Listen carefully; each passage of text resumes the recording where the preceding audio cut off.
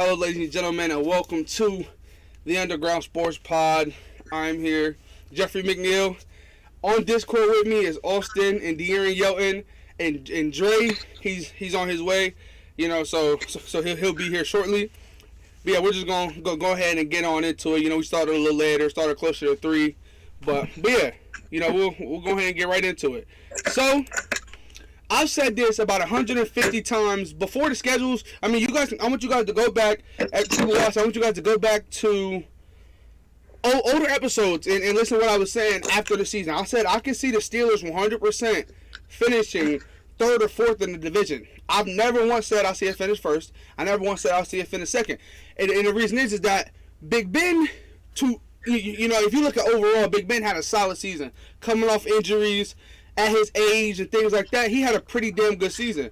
But when you stack him up with players like fucking Drew Brees and Tom Brady, who have been having great years consistently, even in their 40s, his year looks a little worse and worse. You know what I mean? So the Steelers are 100% looking to rebuild. I don't know. We've never. This is gonna be the first time we rebuild this since 1933, which that was the time our team was made. So the Steelers have never done a rebuild ever. All we do is add assets to solid pieces we already have. I mean, I would love if we did that because I think we have really solid pieces. But I don't really know because everyone. I think Steelers are going to go for QB in the draft because I looked up the free agency today. And there are some solid quarterbacks that's going to be free agents. Don't get me wrong, but 99% of them are going to most likely sign back. You know what I mean, or like get franchise tagged or something like that. The quarterbacks that will be available, aren't going to be. We're not going to get them. But then when you look at the draft prospects, every single one of the quarterbacks that could potentially get drafted to us are dual threats. Spencer Rattler from Oklahoma. You got it's multiple quarterbacks that are all really good. Like I would love to have them, but they're all dual threats. So it's like, do they really fit our system? In steel country. So I mean, hold on, I'm gonna look it back up. Here, so I can give you guys, exact, the exact stuff. It was something called like the too early or something like that. Yeah, here it is. So, okay, so yeah, it's the quarterback from Liberty, Malik Willis, another dual threat, but he's a stud. And then you got the quarterback I really want to talk about, the quarterback from Cincinnati, Ritter from Cincinnati. I think he's really good. He's amazing, but another dual threat. There's no quarterback except for the guy from North Carolina. He's the only guy that's really a pocket passer. You know what I mean? So I don't know what Steelers are gonna do. And also, it just came out we do have the toughest schedule this season. At everybody. I mean, I don't know. To me, look, at first I was like, it's not that bad. Because I thought our Hall of Fame game and preseason games, our 4 preseason games pretty much, I thought that was week 1 through week 4. I was like, we can start off 4-0. Dallas, Philadelphia, Detroit, Carolina. I'm like, we're going to be 4-0. I was like, shit. That's a preseason. There's only 3 preseason games this year. No, but I'm saying because the Hall of Fame game. Against Dallas. No, I'm saying, yeah, that's your week 1 preseason, but you only have 2 other preseason games after that. Oh no! On our schedule, we play Dallas on August 5th. August 12th, we play the Eagles. August 21st, we play the Detroit Lions, and then August 27th, we play the Panthers. You're only supposed to have 3. I'm guessing the Hall of Fame game doesn't count as our first preseason game. Philadelphia is our first preseason game. Yeah. So because it says Hall of Fame versus them, then it go on to preseason. But yeah, I thought those 4 games was week 1 through 4. I was always going to be 4-0. That's decent. But that was like, shit, them don't count. And then week 1 we got the Bills, tough team. You guys know I like the Raiders. The Raiders are tough. They have to compete against the Chiefs 100 million times, so they're a good team. The Bengals just got a great free agency signings. Got some great rookies. They're looking tougher. Then we got the Packers. That's hard as hell. The Broncos, Seahawks, Cleveland, Chicago, Detroit, Los Angeles Chargers, the Bengals, the Ravens, the Vikings, the Titans, the Chiefs. Come on, literally, there's 1, 2, of last season, 1, 2, 3, 4, 5, 6, 7 of the teams that we play are playoff teams. We were playoff teams last season. The Chargers have potential to make it this year. the Vikings have a chance to make it this year. So it's like we start off the season. Cincinnati does. We got Minnesota week 1, and we got Chicago week 2. Yeah. I know we played San Francisco this year. That's a good team. We obviously played Pittsburgh twice, Cleveland twice, and Baltimore twice, which are all good teams. And see, De'Aaron, that's what hurts you guys in Philly is your division lacks so badly that you're off. Yeah, you guys play the Chiefs, the Saints, and the Bucks, but you also play the Giants twice a year, and you play the football team twice a year, and you play Dallas twice a year, who all had losing records last year. Yeah, I see what you're saying. Yeah, no, your guys' schedule is tough, but the teams that they put top 5 toughest are they're obviously are tougher. Like the Steelers, our schedule is hard as shit, bro. Like it's gonna be difficult. Right. Well, everybody has a tough schedule because it's NFL teams. You know what I mean? Every team has a tough schedule. Right. But our first 6 weeks we play a playoff team, both Super Bowl contenders, and so we got week 1 we got the Falcons, week 2 we got the Niners, who's a playoff team. Week 3 we got the Cowboys, week 4 we got the Chiefs, week 5 we got the Panthers. Because I'm really iffy about the Panthers. They could be good. They couldn't be good. You know, you never really know with them. And then week 6, we got the Buccaneers. So we literally, our first 6 weeks are, and then week 7, we got the Raiders too, Jeffrey. So like, our first 7 weeks are tough as shit too. No, yeah, but the Raiders aren't a playoff team. I just like I don't know how. Yeah. Here's my thing. 7 weeks. You said the Bengals are a playoff or aren't? Aren't. They're not. Here's the Bengals. So, like they're iffy. Here's the Bengals' first 7 weeks, which is 7 weeks is actually less than halfway through the season. But we got Minnesota week 1, we got Chicago week 2, we got Pittsburgh week 3, Jacksonville week 4, Green Bay week 5, Detroit week 6, and then Baltimore week 7. Yeah. If you had to guess if you had to guess your team, your first 7 games, what is the Bengals record? Realistically, on a realistic level, I'm hoping at 7 games in, I'm hoping for 3 and 4, but I could see 2 and 5.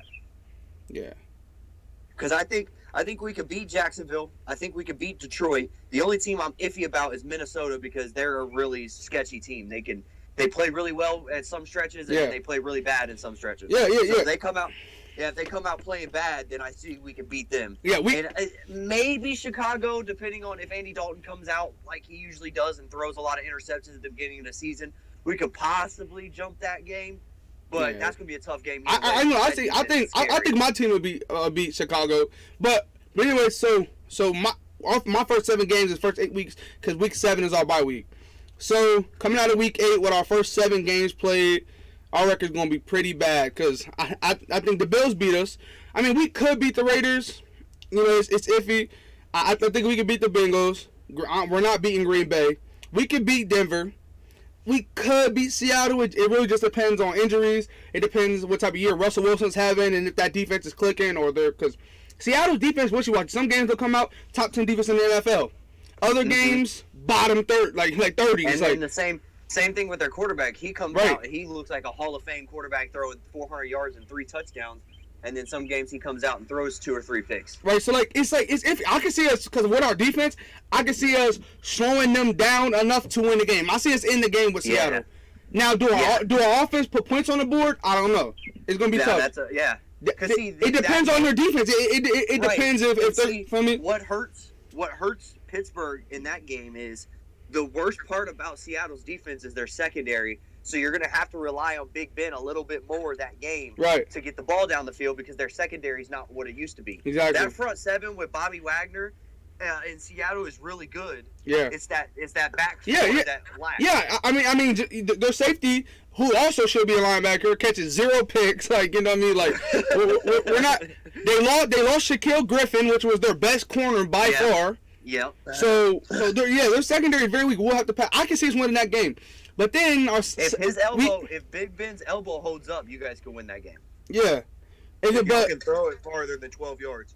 But week 8, we see, we got Cleveland, which Cleveland's it depends how Cleveland's clicking up into that point. Yeah. But Cleveland's But do you guys hold on? Do you guys remember? After the 2018 season, all these Browns fans were talking, "Oh my God, we're Super Bowl contention."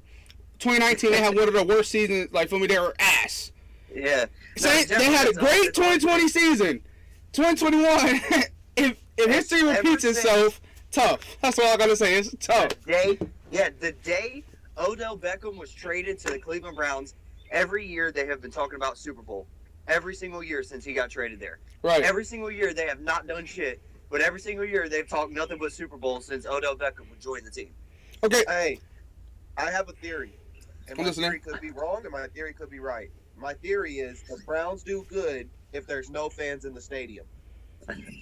With 2021, they're talking about full capacity for every team, so I don't see them doing good this year because they're going to have their fans and they're going to. Yeah, so I mean, best case scenario, we come out what? Wait, 1, 2, 3. I mean, what? Like 4-3, maybe 5. Like I don't like 5-2, maybe. That's if we click it. But realistically, I can see 4-3, 3-4 easily. I can see that. I can easily see that. Yeah, and see now Cincinnati, our first 7 are clean, but then then after Baltimore we got the Jets, then we got Cleveland, Las Vegas, which is going to be a close game because if John Gruden's clicking, he has a good team. Yeah, it's just based on. And I mean, let's be honest. I know we really didn't like the drafting, but they did go heavily defense, which that's the Raiders' weakness is their defense, so they could be tougher. And then, go ahead.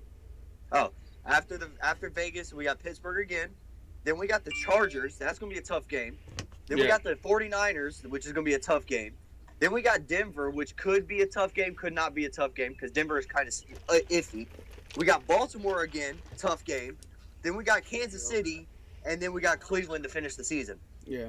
So our last 6 weeks of the season, it goes Chargers, 49ers, Broncos, Ravens, Chiefs, Browns. So our last 6 weeks of the season looks like the toughest in the NFL so far. Yeah. I mean, look. Wait. Go ahead, De'Aaron. Go ahead. So, our first 7 weeks, I already told you guys the games. Realistically, with the Eagles, I can see us going 3-4, maybe 4-3 if we can squeak out a game against like the Niners. I don't see it against the Niners, the Chiefs, the Buccaneers, or the Raiders. I see all 4 of those losses. Maybe we can squeak. Wait. Who all do you play? Week 1, we got the Falcons. That's a dub. I don't know. No. I'm being dead. That's not an easy dub at all. By the way. It's not an easy dub. I just said that's a dub. Week 2, that's a loss. That's the Niners. Week 3, we got the Cowboys. I can see us winning that game. I don't know. Man. Early season Cowboys are tough. Cowboys are tough. Not just that, but the Cowboys were 1 game away from winning the division last year. Yeah, without their starting quarterback. We split against the Cowboys for like the past 5 years. Are you home or away that game? What? Are you home or away that game? Away. Right, so Cowboys got that dub. Yeah. I got the Cowboys there. You're going Cowboys. to Jerry World. That's Cowboys. It's early season Dallas Cowboys and going to Jerry World. That's the game you guys drop if you split. Facts. I'm not saying you won't split. I think you will split, but I think we all know the preseason and then the first 3 to 4 weeks of the regular season, everybody and their mother that the Dallas Cowboys fan is screaming Super Bowl. They don't fall off until mid to the end of the year. No, yeah. So the early season Cowboys are really good. Every year they're really good. Early season. Yeah, you got. But after that, I still see us winning. I'm not gonna lie. I still see us winning that game. But if we don't, no worries. So 2-5. Okay, so week 1 I see a win. Week 2 I see a win or a loss. Week 3 I can see a win or a loss. I can see both ways. Wait, what team to is be it? honest, let's just go 1 and 2 right now. Week 4 or week 3 you're 1 and 2. So keep going. Week 4 we're 1 and 3. We got the Chiefs. Okay, so 1 and 3. Week 5 we got the Panthers. I can see us winning, so we're 2 and 4. I can agree with that. Yeah, I can see that game. See a win there. Week 6 is the Buccaneers on prime time, so yeah, we're not winning that. Yeah, so that's what 2 and 5. Yeah, and then week 7 we're away against the Raiders. I can see that loss as well. Yeah, but I can see that as a loss. Yeah, it's really iffy with the Raiders, man. The Raiders are good, but they're not good all the time. No, look. And Mike, Here's the thing. Is Henry Ruggs, but he's so fast. I don't know if we're gonna be able to cover it. No. That's not the issue. The Raiders are one of the most. Here's the worst thing about the Raiders. Every time they play the Chiefs, both teams are dropping 30, 40 points. Yeah. Like, they can score a lot. And so my thing is that you guys are not going to be able to stop the Raiders. But my thing is, will you be able to beat the Raiders in the shootout? Do the Eagles have the offense to beat the Raiders in the shootout? Right. If you beat them in the shootout, or you find ways to get stops, say you guys get 4 stops out of all their possessions, I think you win the game. I'm going to be honest with you, Jeffrey. I'm going to have to wait until about week 5 to answer that because I want to see our first 5 weeks. Well, Well, also, if I'm John Gruden, here, I'm reinventing my offense too because you have Josh Jacobs in the backfield, and you just went and signed Kenyon Drake. They might be starting to run the ball a little bit more this year than they did last year. No, I don't think so because Kenyon Drake is a receiving back. So he still is good on the ground. I'm just saying. I think the Kenyon Drake signing was to improve the passing game even more because I don't know if you've seen it a lot, but like Josh Jacobs, he's the type he'll go on a quick little 2-yard curl route.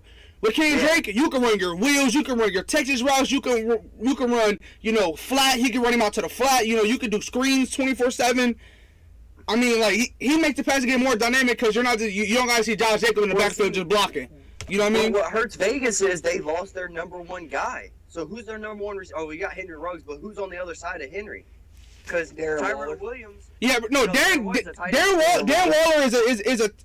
Okay, so look. I'm talking about a receiver because obviously Darren Waller is the number 1 target there, but I'm saying at the other receiver spot because you lost Tyrell Williams to Detroit, so you don't have him anymore. And Nelson Aguilar. Yeah, and Nelson. Wait, that's not. Nelson Aguilar was like the 4th receiver on the roster or something like that. Right. No, so who's the other guy? I'm saying that's another receiver. No, Henry Ruggs was a slot. But and who's their number 1 guy out there? Who's going to be the guy that's going to try and draw a double team so that way you can take the edge off of Henry Ruggs? I think Henry Ruggs will have to be the number 1 option, but besides Aaron receiver. Waller. Yeah, I'm talking about edge receiver. Well, I'm going to roster right now. Because I don't even know who that other receiver would be. If I was John Gruden, I would run the ball more. Josh Jacobs is a great back. Kenyon Drake is a good change of pace back that can, like you say, can catch the ball like a screen. You run the ball a little bit more, control the game down, tire the defense out. They signed Willie Snead and John Brown.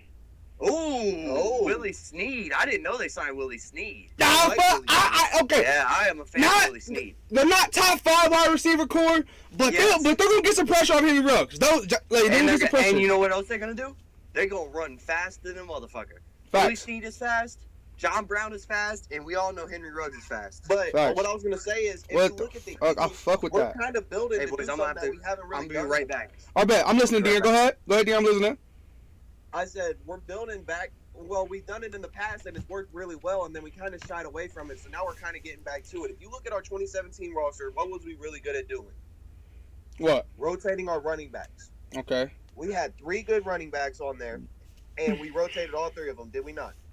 Yeah. It just okay. So look. Now look, we have 4 good running. We got Kerryon Johnson, we got Boobie Sanders, we got Kenneth Gainwell, and we have Jordan Howard in our running back room now that can all rotate, get carries, and stay fresh. So that's why I'm kind of excited for this year. Yeah, our receiving core isn't looking that great. I like our receiving core with Devontae Smith and Jalen Reagor. I like it. And I like Dallas Goedert, coming in at tight end. He was doing really well before he got hurt last year. I like it. But I'm really excited because it's really looking like the 2017 team that went to the Super Bowl because we're going to be able to run the ball better. But look, here's my thing. I like your guys' top 2 running backs and Kerryon Johnson. If he's top 2, and then Miles. Those 2 gonna be tough. But like to me, the other 2 hasn't really ever asserted itself. Jordan Howard has bounced around from team to team. In the game, we just drafted him. Right? No. I thought you said Boston Scott. But here's my biggest thing about Jordan Howard. He's bounced around from team to team and has never been a number 1 option on not one team he's ever been on. And when he went to the Dolphins, he was like the 4th option at running back. You know what I mean? So it's like, and also, like I told you. No. Yeah, if you're gonna say if you're gonna say he's your look, he's not a power back. Kerryon Johnson's a power back, Darren. So why the hell sign him if they love Jordan Howard?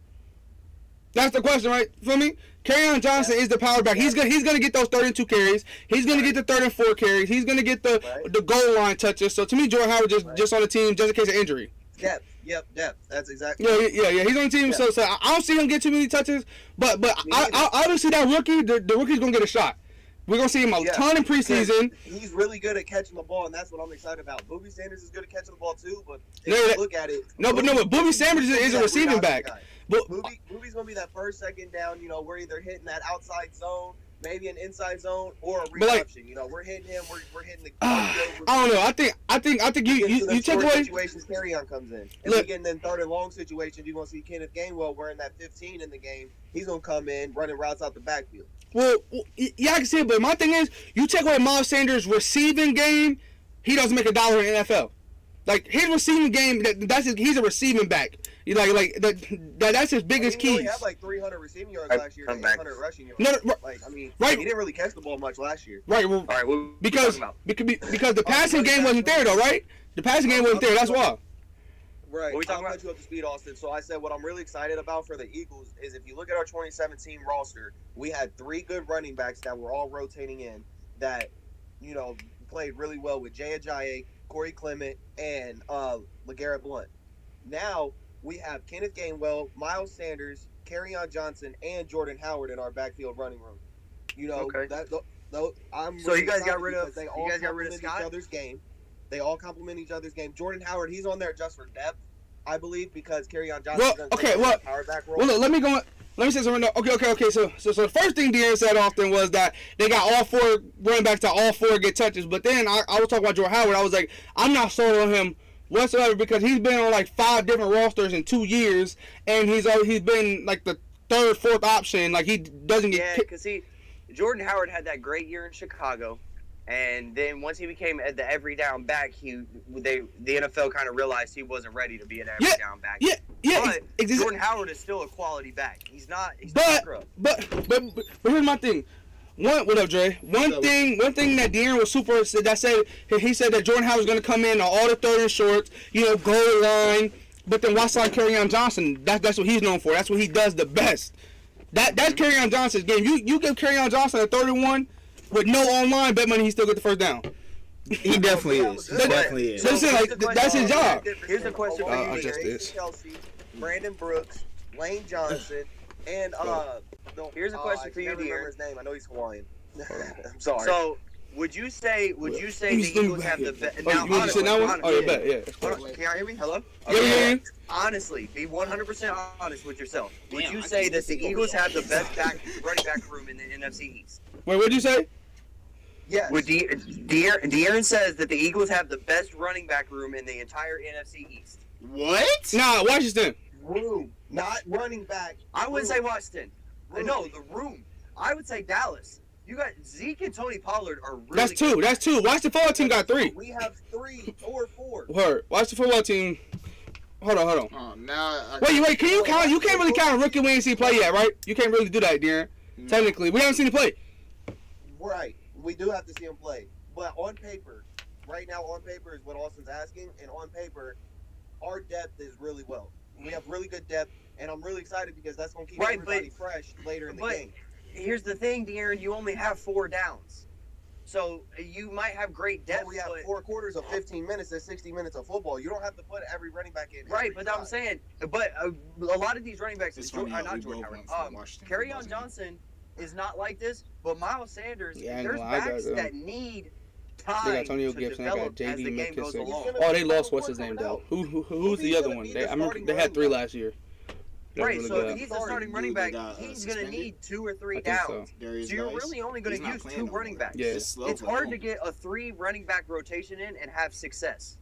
Not really, because Kenneth Gainwell is really. You said not really? Who's your? Hold on, Jeffrey. What do you say? Who's your 3 backs in Washington? If it's third and Guys got suspended, so he don't count. But it was McKissick, Gibson.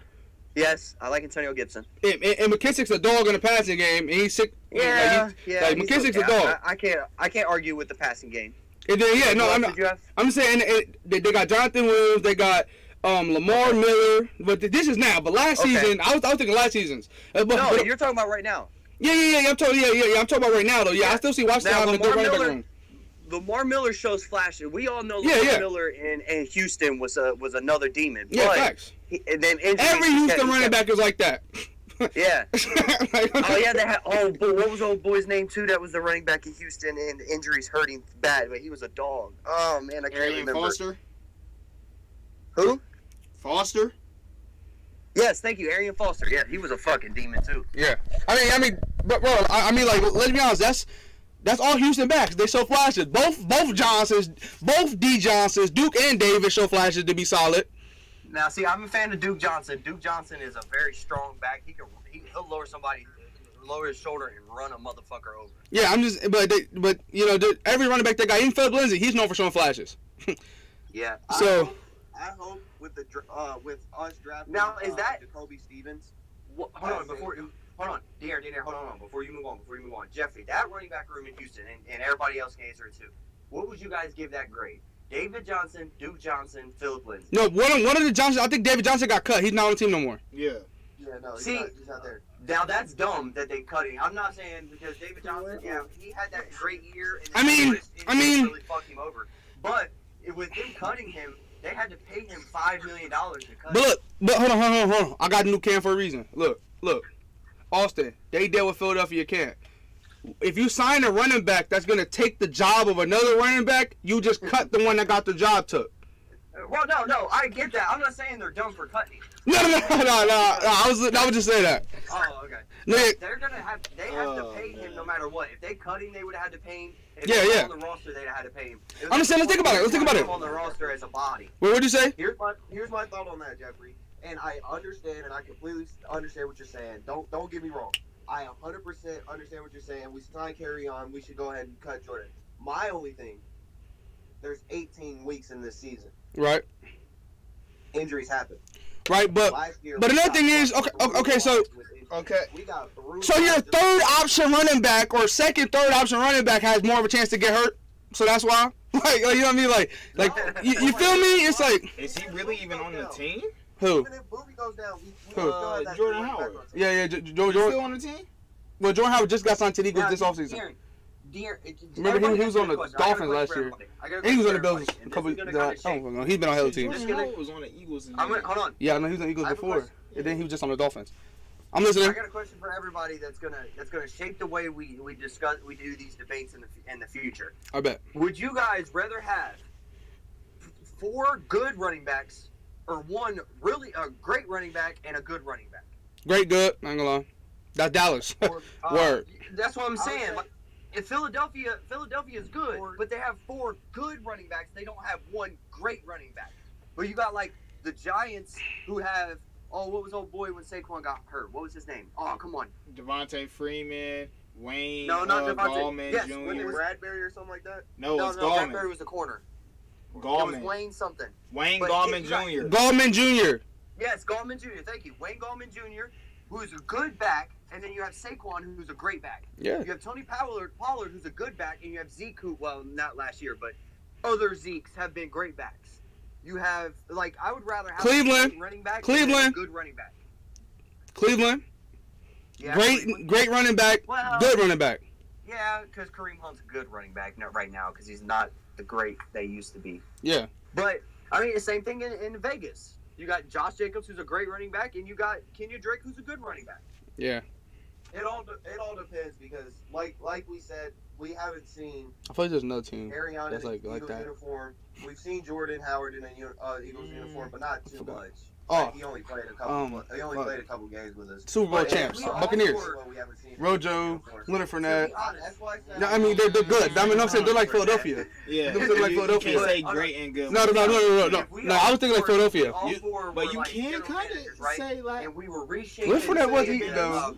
We were reshaping Joe Mixon is great. Oh yeah, he's a with great the running NFC back. East, But who's okay? the good? If we all 4 became general managers, Jimmy in the Bernard got NFC East, cut. and then they But- had a fantasy But draft, the and it's rookie the you first got time ever. that you just signed, Right? and yeah, I was about to say, Two. and the one you signed. Yeah, we have listening. Go ahead. Hold on, are you guys listening? Okay. Yeah. So, if we all 4 became GMs and we all had a fantasy draft in the NFC East, you could only pick NFC East players, and you lined up all the running backs in the NFC East, how long would it be before a Philadelphia Eagles running back got selected? And honestly, Saquon would be first, Then Zeke. Zeke would be second. I can see Antonio Gibson going third. Yeah, I'll say fourth, third or fourth. I ain't gonna lie, third or fourth because Miles Sanders. But I honestly would. But after Miles Sanders, I ain't gonna lie, I don't see one of them get picked after Miles like hella late. Cause I'll take some of the other teams' backups before. But Miles Sanders got her respect. That's what I was just saying. I would take Tony Pollard and Wayne Gallman Jr. over Miles Sanders. Ooh, shit. I mean, I don't know about that one because he is damn near a 1,000-yard rusher. 1,000 yards last year. He almost had 1,000 yards rushing before he got hurt. Wait, Miles Sanders close to 1,000 yards? Yeah, I'm about to say. No, Miles Sanders had a little over 800 in 12 games. Right, because hold on. We cannot say Wayne Gallman. We can't say Wayne Gallman Jr. He played for him last year. This year he plays for the 49ers. Oh, okay. Well, then never mind. I'll take Wayne Gallman out of there. What? But look, here's my thing. I'm not gonna lie, Austin. But Miles Sanders has showed us something. He showed he could be great in the passing game. You know, he's pretty solid. But it's situation he's in. He's playing for a team with no offensive line. You're running back. It takes different breeds. It takes your top tier running backs to be able to do what he could. You know, you feel me? Yeah, I'm saying like Saquon, like teams do when you have no offensive line, but you're running all over people. It take those top tier running backs to do that. Right. It's a special player. Because honestly, now Zeke is my dude. Right? I'm a Buckeye. No, I'm saying last season Booby didn't have offensive line. It was so many injuries. Now check this out. Zeke is my dude, right? I'm a Buckeyes fan until I die. I'm gonna root for Ezekiel Elliott until the day he retires. I hope he does well. But last year it showed that when he doesn't have the best offensive line, he's a different type of back. Yeah. Like Saquon ain't had an offensive line since he started in the NFL, but he's still out there balling. Right. Zeke showed last year. Got that same. I mean, can you say the same thing about Dalvin Cook? Because Minnesota's offensive line is not good. Not good. Okay, so you're saying Dalvin Cook showed like Saquon. Okay. Yeah. Okay. Like. Now hold on. The Minnesota offensive line had good players. They just weren't good as a whole. Look, that entire offense. As a passing offensive line, they were solid. But in the run game, the offensive line was terrible. But Dalvin Cook carried that offensive line. It wasn't even just that, Jeffrey. The entire Minnesota Vikings offensive unit relied on Dalvin Cook for like 5-6 weeks last year. Yeah, I know. If he had to bust out a big game. Wait, what was that game? Was it against Green Bay when literally it was like 5 consecutive plays or something like that? Dalvin Cook got hit in the backfield, but still ran for like 8+ yards every single carry. Like that, like, but I'm saying like him, Saquon, those are running backs that have. I mean, you can argue Joe Mixon too, or running backs that never really play with an amazing top tier offensive line that still dominate easily. Like, but we also still. I agree. But Austin, to answer your question, we was getting plagued by injuries. And we didn't have our starting offensive line since like week 4 of the regular season last year, and Booby still ran for 800 yards. So I still believe. But still, I mean, that's okay. I mean, that's great. See Saquon 1, Zeke 2. I still see Booby getting taken 3rd in that fantasy draft. Just that's because. Great and all, but fucking over the rip though, I ain't gonna lie. Antonio Gibson showed himself.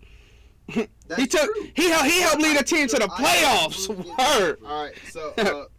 Nah, he was a dog though. No, I think Miles Sanders is definitely up there. You know what I mean? I'm listening. Based off of PFF, this is how each guy was graded this year. Tony Pollard is number 1. Number 2 actually goes Zeke. There's guys who did not play that much and also was cut because of his stuff with LSU, how they have a lot of those Title IX things. He was cut because of it. It's 3. J.D. McKissick, 4. Saquon Barkley, 5. Boston Scott, 6. I'm not going to count Adrian Peterson. Peyton Barber, that's a name we forgot. Yeah, I forgot about him. Yeah, Peyton Barber, We still have Boston Scott on our roster, too. Wait, so number 8. Miles Sanders yet? Miles Sanders is after Peyton Barber. And Peyton Barber's still on Washington, by the way. Word. Dang, wait, so you're saying that's what they rated as the best backs in the NFC East? Yes, of last year. That's what they were saying. Nah, Tony Pollard a dog. I'm not the biggest fan of Miles Sanders, and I do give hearing a lot of shit about Miles Sanders. But that's bad. That far. Yeah, that's bad. And that's PFF comparison. And PFF selected NFC East running backs. Damn, son. and Tony Pollard is the highest with an Yeah, Tony 82.9. No, he was eating last season. Last season was his bitch. At the end of the year last year, Tony Pollard was taking over Zeke's snaps because they were relying on Tony. Tony Pollard. Okay. Fucking dog. Okay, also look. I love these Instagram pages, but I just want to get everybody's opinion on this because I don't know if it's just 100% true.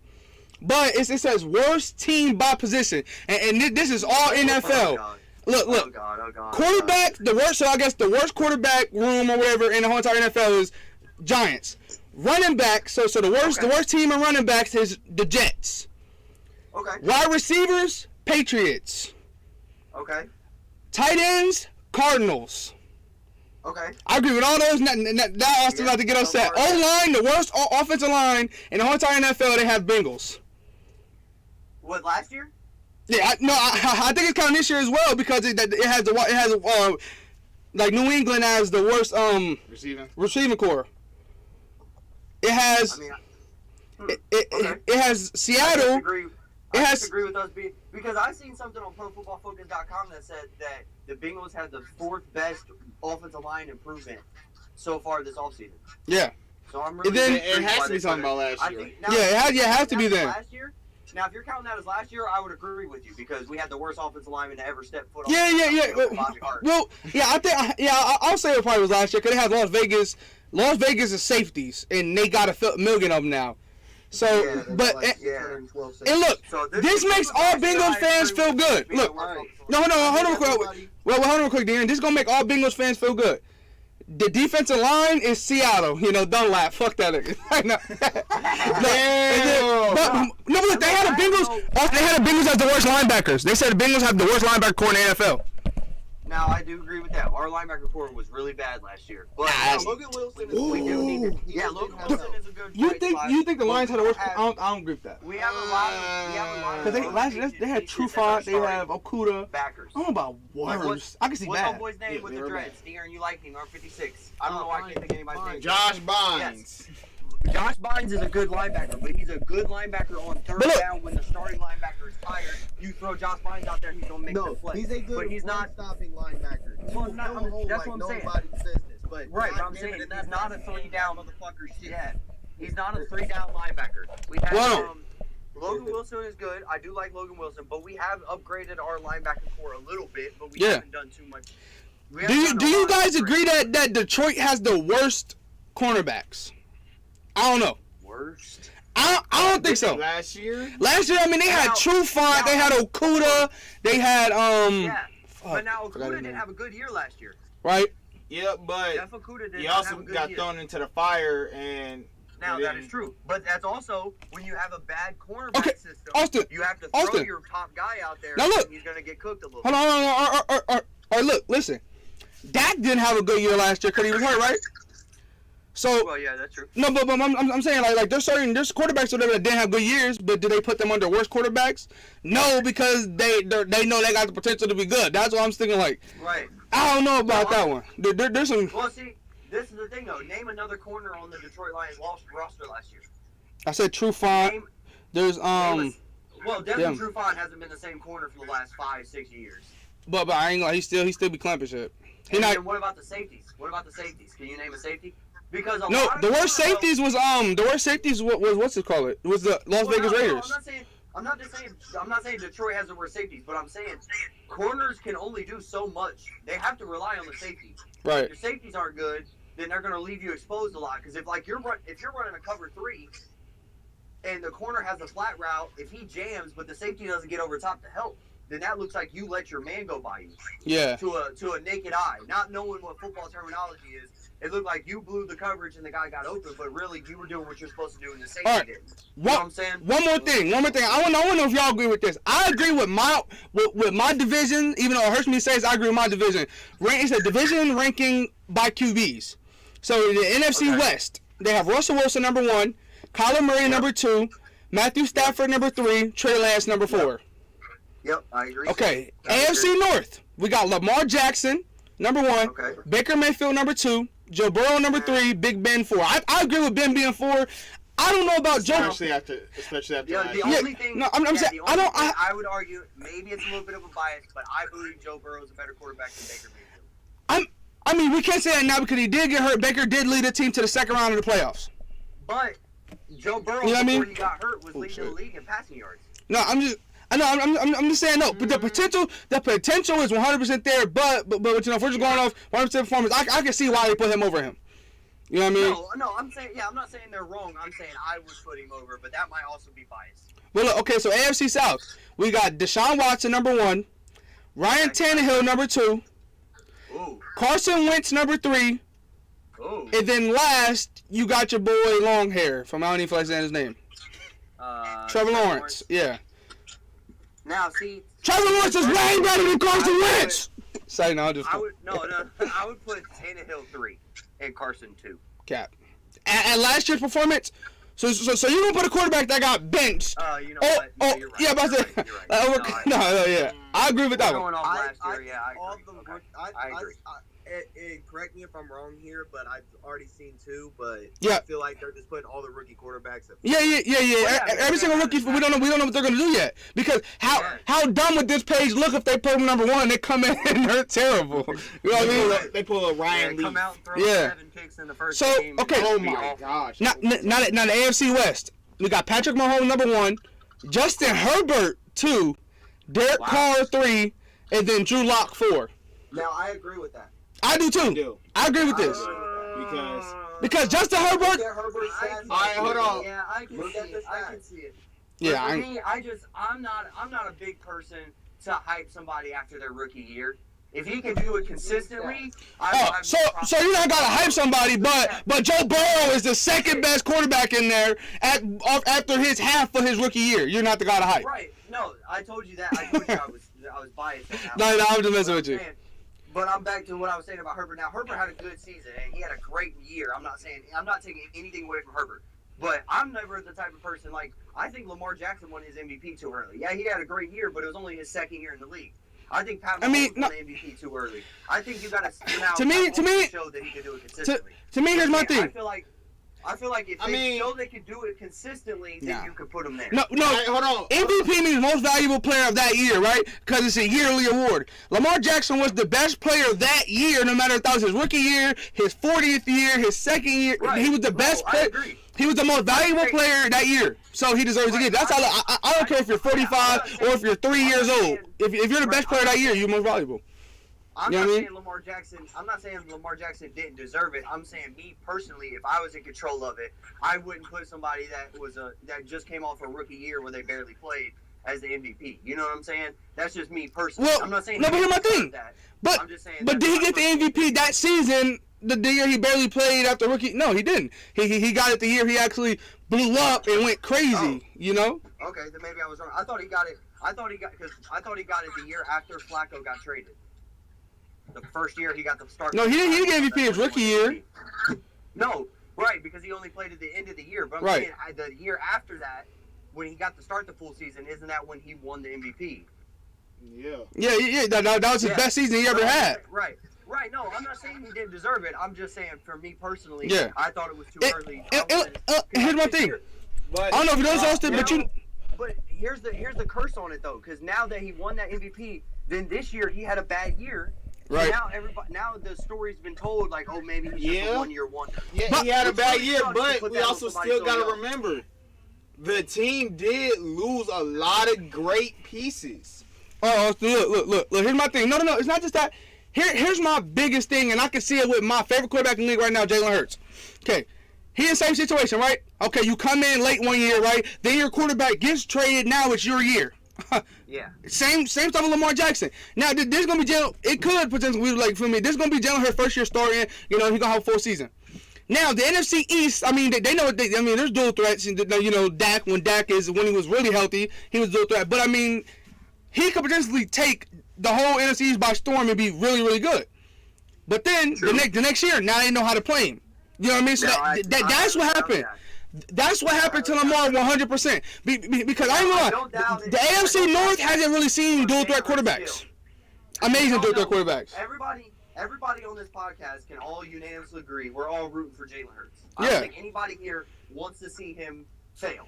I'm rooting for Jalen Hurts, but now that receiving core he's got to throw the ball to, I'm not 100% sure if he's going to go out there and ball out. That's just like Baltimore. He doesn't. It was just like Baltimore. Like I'm saying, it was just like Baltimore, and he still won the MVP. I'm just saying. Here's my thing, but also the AFC North. You're down to Heisman Trophy winner, Jalen Rager, and Dallas Goedert.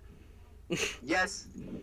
You have a Heisman Trophy winner who has never played a snap in the NFL, and you have a bunch of people that would be backups in any other roster. No, look. No. But here's I ain't gonna lie. It just depends on rosters. Name another starting tight end. That Dallas Goedert. What? Dallas Goedert, if he went anywhere else, is a starting tight end. He's not starting tight end on my team. He's not starting tight end on my team. He third Yeah, string. You're telling me if he went to New England, he would start. Hell no. Over John? You're telling me. He's not. He's not starting at Pittsburgh. He's not starting at Pittsburgh. You're telling me if he went to the Rams, he would start. I would take Tyler You're Higbee telling over me that Dallas if he went Goedert. to the Cardinals, he wouldn't start. You're telling me that No. if he went You're naming teams with the worst tight ends. Yeah, he who they got? wouldn't start. Oh boy, with the redhead. That's the Arizona Cardinals tight end. What's the redhead's name? Like Max or something like that. Yes, bro. He is fast as fuck. Yeah. So for a tight end. But you're telling me I would take Tyler Higbee over Dallas Goedert. That's tough. I wouldn't. 100%. I wouldn't. Right. Without a hesitation. Talk to me after this year when he blows up. Here's what's You're scary. gonna look at Here's me what's eating shitty. words like I'm so sorry. No, I'm definitely not apologizing to you. But I would take Tim Tebow over Dallas Goedert. Max Williams? No, that's crazy. Nah, that's crazy as hell. Damn. Alright, I'm joking. Bro, Tim Tebow literally got signed for the hype of having Tim Tebow. That's literally it. Moving on before everybody gets Tim triggered. Tebow got signed because I need who's the head everybody to coach in look at the Jacksonville. Discord group chat. Yeah. I need everybody to look at the Discord group chat. So Austin just swipe down, and I want you to read what Dan Orlovsky tweeted yesterday. I'll read it out loud. Justin Fields will start week 1 for the Chicago Bears. What's the best for Fields? Sit for some time, surely. What's the best for Matt Nagy and Ryan Pace? Young QB is very, very good and saves your job. So basically saying like for me, he can save their job if he plays really good. Reminder: what's best for Fields what's best for Fields isn't what's best for Nagy. For Nagy's pace, they'll do what's best. I hate Twitter, bro. I hate Twitter. What's best for him? So basically saying like basically what it's saying is that like I bet you $50 to read the first page of Harry Potter. No, I'm joking. I'm saying no, bro. I can read, bro. I just hate how he got like slashes and dashes and shit like that. I hate that. Slash means and. Yeah. You got it. You gotta remember that. Yeah. But yes, now I agree. Like I don't know though, because Justin Fields, I would start Justin Fields day 1. I'm a believer that you could start a rookie quarterback day 1. No, look. Yes, they might go through growing pains. But what's the best way to learn how to play in the NFL? By playing in the NFL. Now look, here's my thing. Here's my thing. I think this shuts up all when it comes to the opposite side of it. Look, Chicago traded up. They gave up a lot of stuff. This is you don't do that for a guy that's about to sit back and just melt down on your roster. They got him to play right now. And Justin Fields, as a player, is ready to play right now. He's not a Jordan Love. He's Justin Fields. Ohio State he literally was just in the national title game. He's ready to compete right now. He's not. You know the last Ohio State quarterback to start week 1? Who? He's now backup for the Steelers. You know before that played receiver for the Texans. Before that, he was a quarterback for the Rams and then Raiders and then switched to check this out. But none of those quarterbacks got an arm like Justin Fields though. Right. Now check this out though. Dwayne Haskins is not known for that. He had a good arm, but he wasn't known for that. I'm not against the NFL organization sitting a first-round quarterback for a few games. I'm not against that. But I'm also not against starting a quarterback day 1. If Justin Fields can come in, learn the playbook, and learn the calls, because he's starting now. He started the day after he got drafted learning all this stuff. I don't know. If he's ready to go, I don't see a problem putting a quarterback out there week 1. Yeah, they're saying you're throwing him into the fire. But I always say But here's my thing. The best way. so why the fuck did you sign Andy Dalton for that much money? Right, one, because you might not have known that Justin Fields would have fell that far. My Nobody bad, bro. knew I don't know why the fuck I wanted to call you and Dwayne. nobody knew what the Jets were going to do. If the Jets take Look Justin up Fields what and the 49ers, did the, if the Jets take Justin Fields and the 49ers Bears give up for. take Logan Wilson at 3. I don't know why I wanted to call you Lance Durant. Zach Wilson at 3, and Trey Lance falls, I don't think Chicago trades up. I think they only For, traded up because Justin Fields was quarterback available. So you trade up for a quarterback available, the one that you like the most. You slot him in. If he learns the entire playbook, the best way to learn how to play quarterback in the NFL is to play quarterback in the NFL. So they sent the 20th overall pick, a 5th rounder, in addition for 2022 first And I agree and with 4th. that, but I feel like he should sit the first couple games. Art, Actually, go ahead. you This is what I. know what? Now look Sit what back and think I about looked it. up. This year's different. Because, I'm still in last year's mindset. This is what I Let was me thinking. I was like, rephrase hold on. that. What did I'm excited Kansas for him to City start give day up? one. I don't know why I keep thinking of last year's season. They This year did, they're actually So having they a traded up preseason from for him to learn. 27 to They're 10, having and they gave They're up having the 3rd round pick of that same draft. Yeah. Okay, I'm ready to And do then my 2018 answer. I'm first excited round for it to start. I selection. don't know why I keep thinking it's last year. Yeah. I mean, it's Well, about see, the now, same. Yeah, it's if about they- the But they gave up a 4th too. They, make They also a gave the decision 4th. to Yeah. sitting, So, I won't be mad at that let me- because you signed Andy Dalton for a big contract, and you're gonna come in and make sure he doesn't get hurt and make sure he learns the system. If they decide to do that, that's what they feel like is best. I can put this up on the stream. But I Yeah, always put believe it up. that if you want him to learn the best, he needs to play. What is he going to learn from Andy Dalton? Yeah, he might learn the playbook, but he's not going to learn how open these guys are. He's not going to learn the routes. He's not going to get the timing with the receivers until he's in the game playing. Because Well, a lot the of biggest argue thing that's they what say- preseason's for. Right. too. Well, I'm saying the biggest thing, but no, a systematic. When you're with Allen Robinson and with Cordell Patterson and now Marquise Goodwin, and you're throwing the ball to them, the timing from how fast they are and how you can throw the ball, where you can put it, knowing they're going to go get it, that has to come over time. That's not going to happen in 3 weeks. That's going to happen throughout the course of the season. No, it's 3 weeks. It's 3-week preseason this year. Oh, it's But- only 3? Yeah. Because they added a new game at the end of the regular season, But- so they're only doing 3 But preseasons. but the Steelers had the Hall of Fame game. That's why we have 4. Right. Yeah. Right. Well, let me finish. So, that timing's going to come over time. The offensive line in Chicago is not the greatest offensive line in the NFL, but they're not bad. They're not going to get him destroyed. Mitchell Trubisky last year wasn't getting destroyed. They have an offensive line that can keep up. That's not going to get Justin Fields killed. And he's going to get that timing developed with a franchise receiver and Allen Robinson, a guy that you want to keep around. Marquise Goodwin is a guy that they want to keep around. Cordell Patterson is a guy they want to keep around. You got to get him out there and throwing in these guys the ball and getting used to how fast they are, when they can get in and out of their cuts, what spots are going to be at. Wait. The biggest thing, hold on. The Wait, matter biggest of fact- thing that a wait, rookie just send it to my quarterback email. always struggles with, and everybody mentions it, Is is McNeil what's Jeffrey open in 13 college is and at different Gmail. than what's open in the NFL. In college, if a corner's on your hip, they're not open. In the NFL, if the corner's on their hip, they are open. So he has to get over that hump of looking at things a lot differently and seeing that, okay, he might look covered, but these are professional athletes. These guys are getting paid the ball. I'm going to put it up there, and he's going to get it. Because the biggest thing that's going to help Justin Fields this year, and I'm calling it now, Allen Robinson last year led the league in contested catches throughout the entire receivers in the NFL. He had the most contested catches out of all of them. So it's a situation where if Justin Fields can get it in the general direction of Allen Robinson, he's going to pull it in, which is going to build up his confidence and is going to carry him throughout the season. I got starting day a one. question. It is. A follow-up question, but before I have those 2 questions, I have another question. Yeah, that's something me and Dre want to talk about with the stream and pull it up and everything. So, but go ahead, dear. You can go first. So my first question is, not Allen Robinson, Cordell Patterson's out of the backfield. They put him at running back / receiver all the time. He only played a lot of running back last year because Tariq Cohen went out for the whole year. But with David back there and Tariq Cohen, Cordell's going to play a lot more receiver. Now Cordell's not even on the roster no more. Cordell don't play for the Bears no more. Oh, does he not? Nope. No, yeah, I forgot what team he went to. Yeah, he's not on the Bears Yeah, anymore. I didn't even know that. Okay, well, not Cordero, but I thought he still stayed. Nah. Oh, Mooney though. They still have Mooney, don't they? Oh, he's on the Falcons. He's a wide. They still have- He's under wide receiver on the Falcons now. Isn't it like Darnell Mooney? Don't they still have him? Wide receiver, yeah. Still, Yeah, still, young you wide got receiver. Allen Robinson and Goodwin, and you got Oh, no. Komet. No, they're straight. No, the Bears are straight.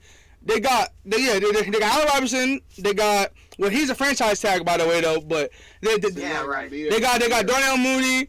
They got Like you said, Cole Kmet. I'm really. He's Goodwin, Riley Riley, Demir Bird. Yeah. From the Patriots, he's a quick, super fast. Yeah. He's fast as hell. Yeah. And not even just that, but Cole Kmet's a decent tight end, and Tariq. Oh, Anthony Miller. Yeah, but wasn't that the number 2 option last season? Yeah. Yeah, Anthony Miller still. Yeah, they're good. Williams. No, yeah. Your tight ends, you got Cole Kmet. The Bears Jimmy are not Graham. a bad team. And they got Jimmy Graham, Austin. If you want Justin Fields to play to develop the best, I would start him day one. No, definitely. All right. Yeah. My first question Yeah. is, what's the new test besides the Wonderlic? You said what?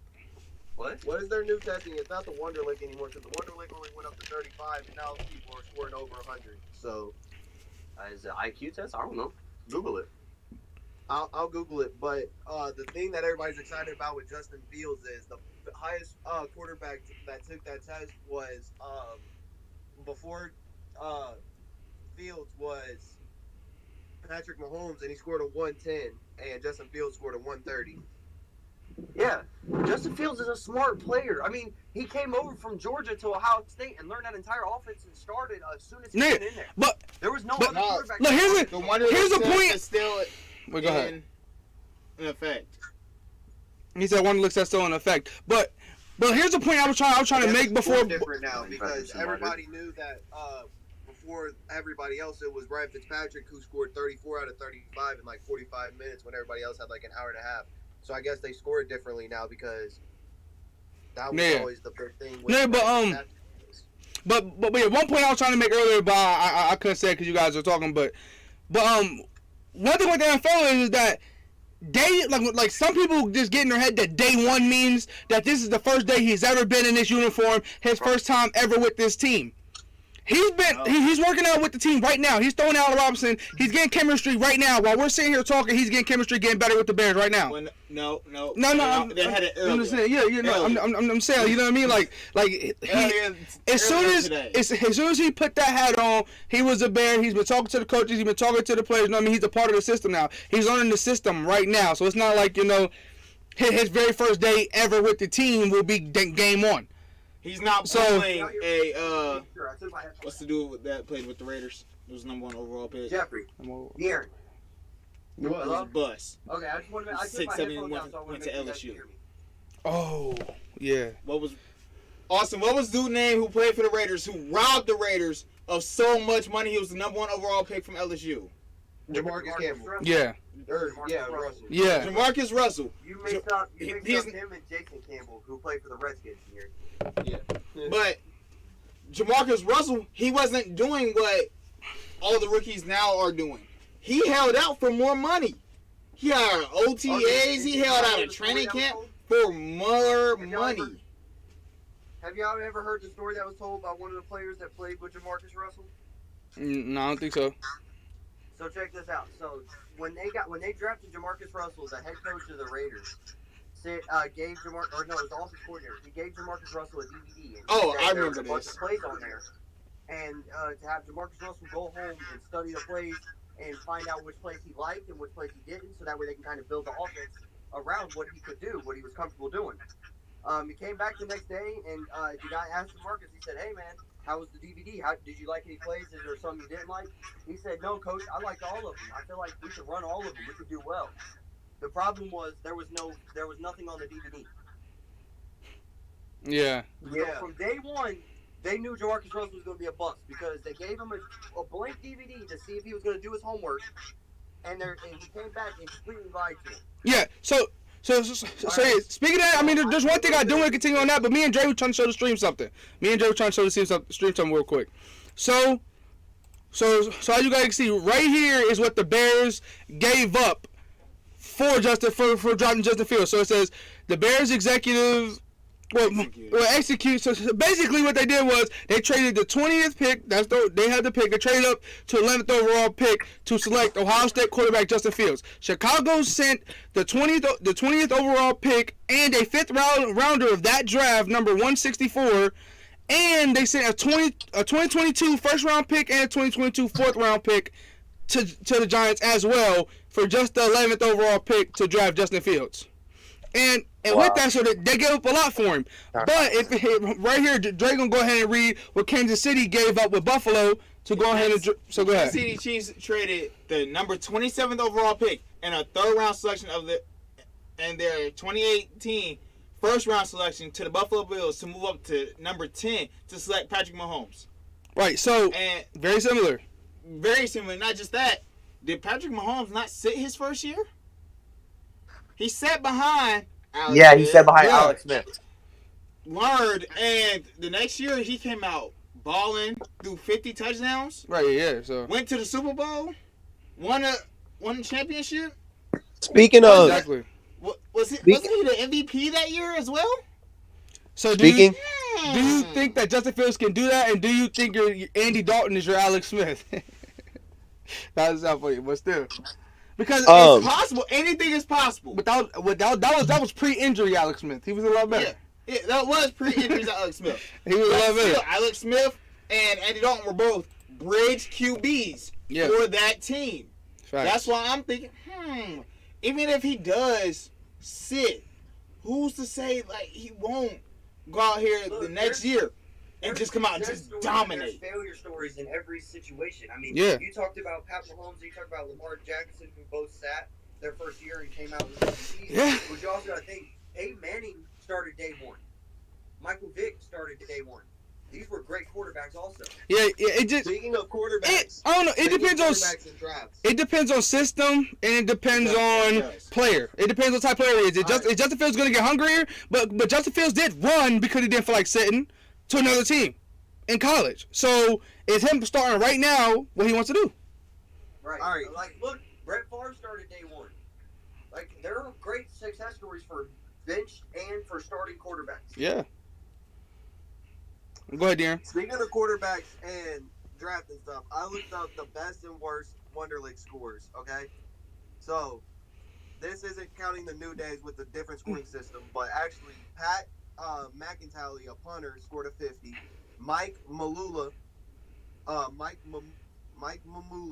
the defensive end, scored a 49, and then obviously Ryan Fitzpatrick.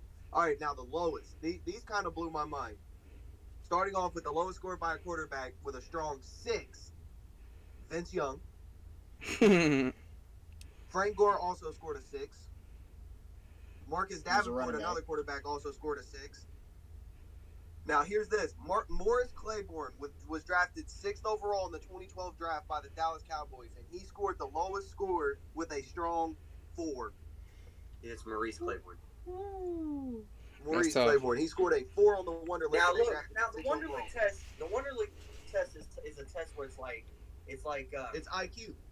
yeah, it's math questions and shit like that. It has nothing to do with football. Yeah, no. No, but still. But if it was a Like Frank Gore, he's played a long time in the NFL and scored a 6. Like he's Yeah, it's to me- awesome. Like it's cool. to me, Harvard should have that test for their players to come there, not the NFL. Like if you're about to be in NFL, you've already had a couple concussions. You've already had from you playing football for a long time. Not everybody. No, I'm just saying, you know. Well, yeah. Right, and the Wonder League test is like Tommy digs a hole. The hole is 6 foot by 4 foot by 3 foot. What's the area of the hole with no calculator? Shit like that. Right, I know. But punter scored the best, and then you have Ryan Fitzpatrick who scored a 48 out of 50 in like fucking 45 minutes. Yeah. And then you have Frank Gore who scored a 6, but he's still playing just as long as Ryan Fitzpatrick. Yeah. So I mean, I don't know. To me, it's important. I think quarterbacks. I mean, to me, it don't really matter. But if you get a bad score, or you're not good in school, like. But yeah, okay. Speaking of that, there's one thing I want to talk about.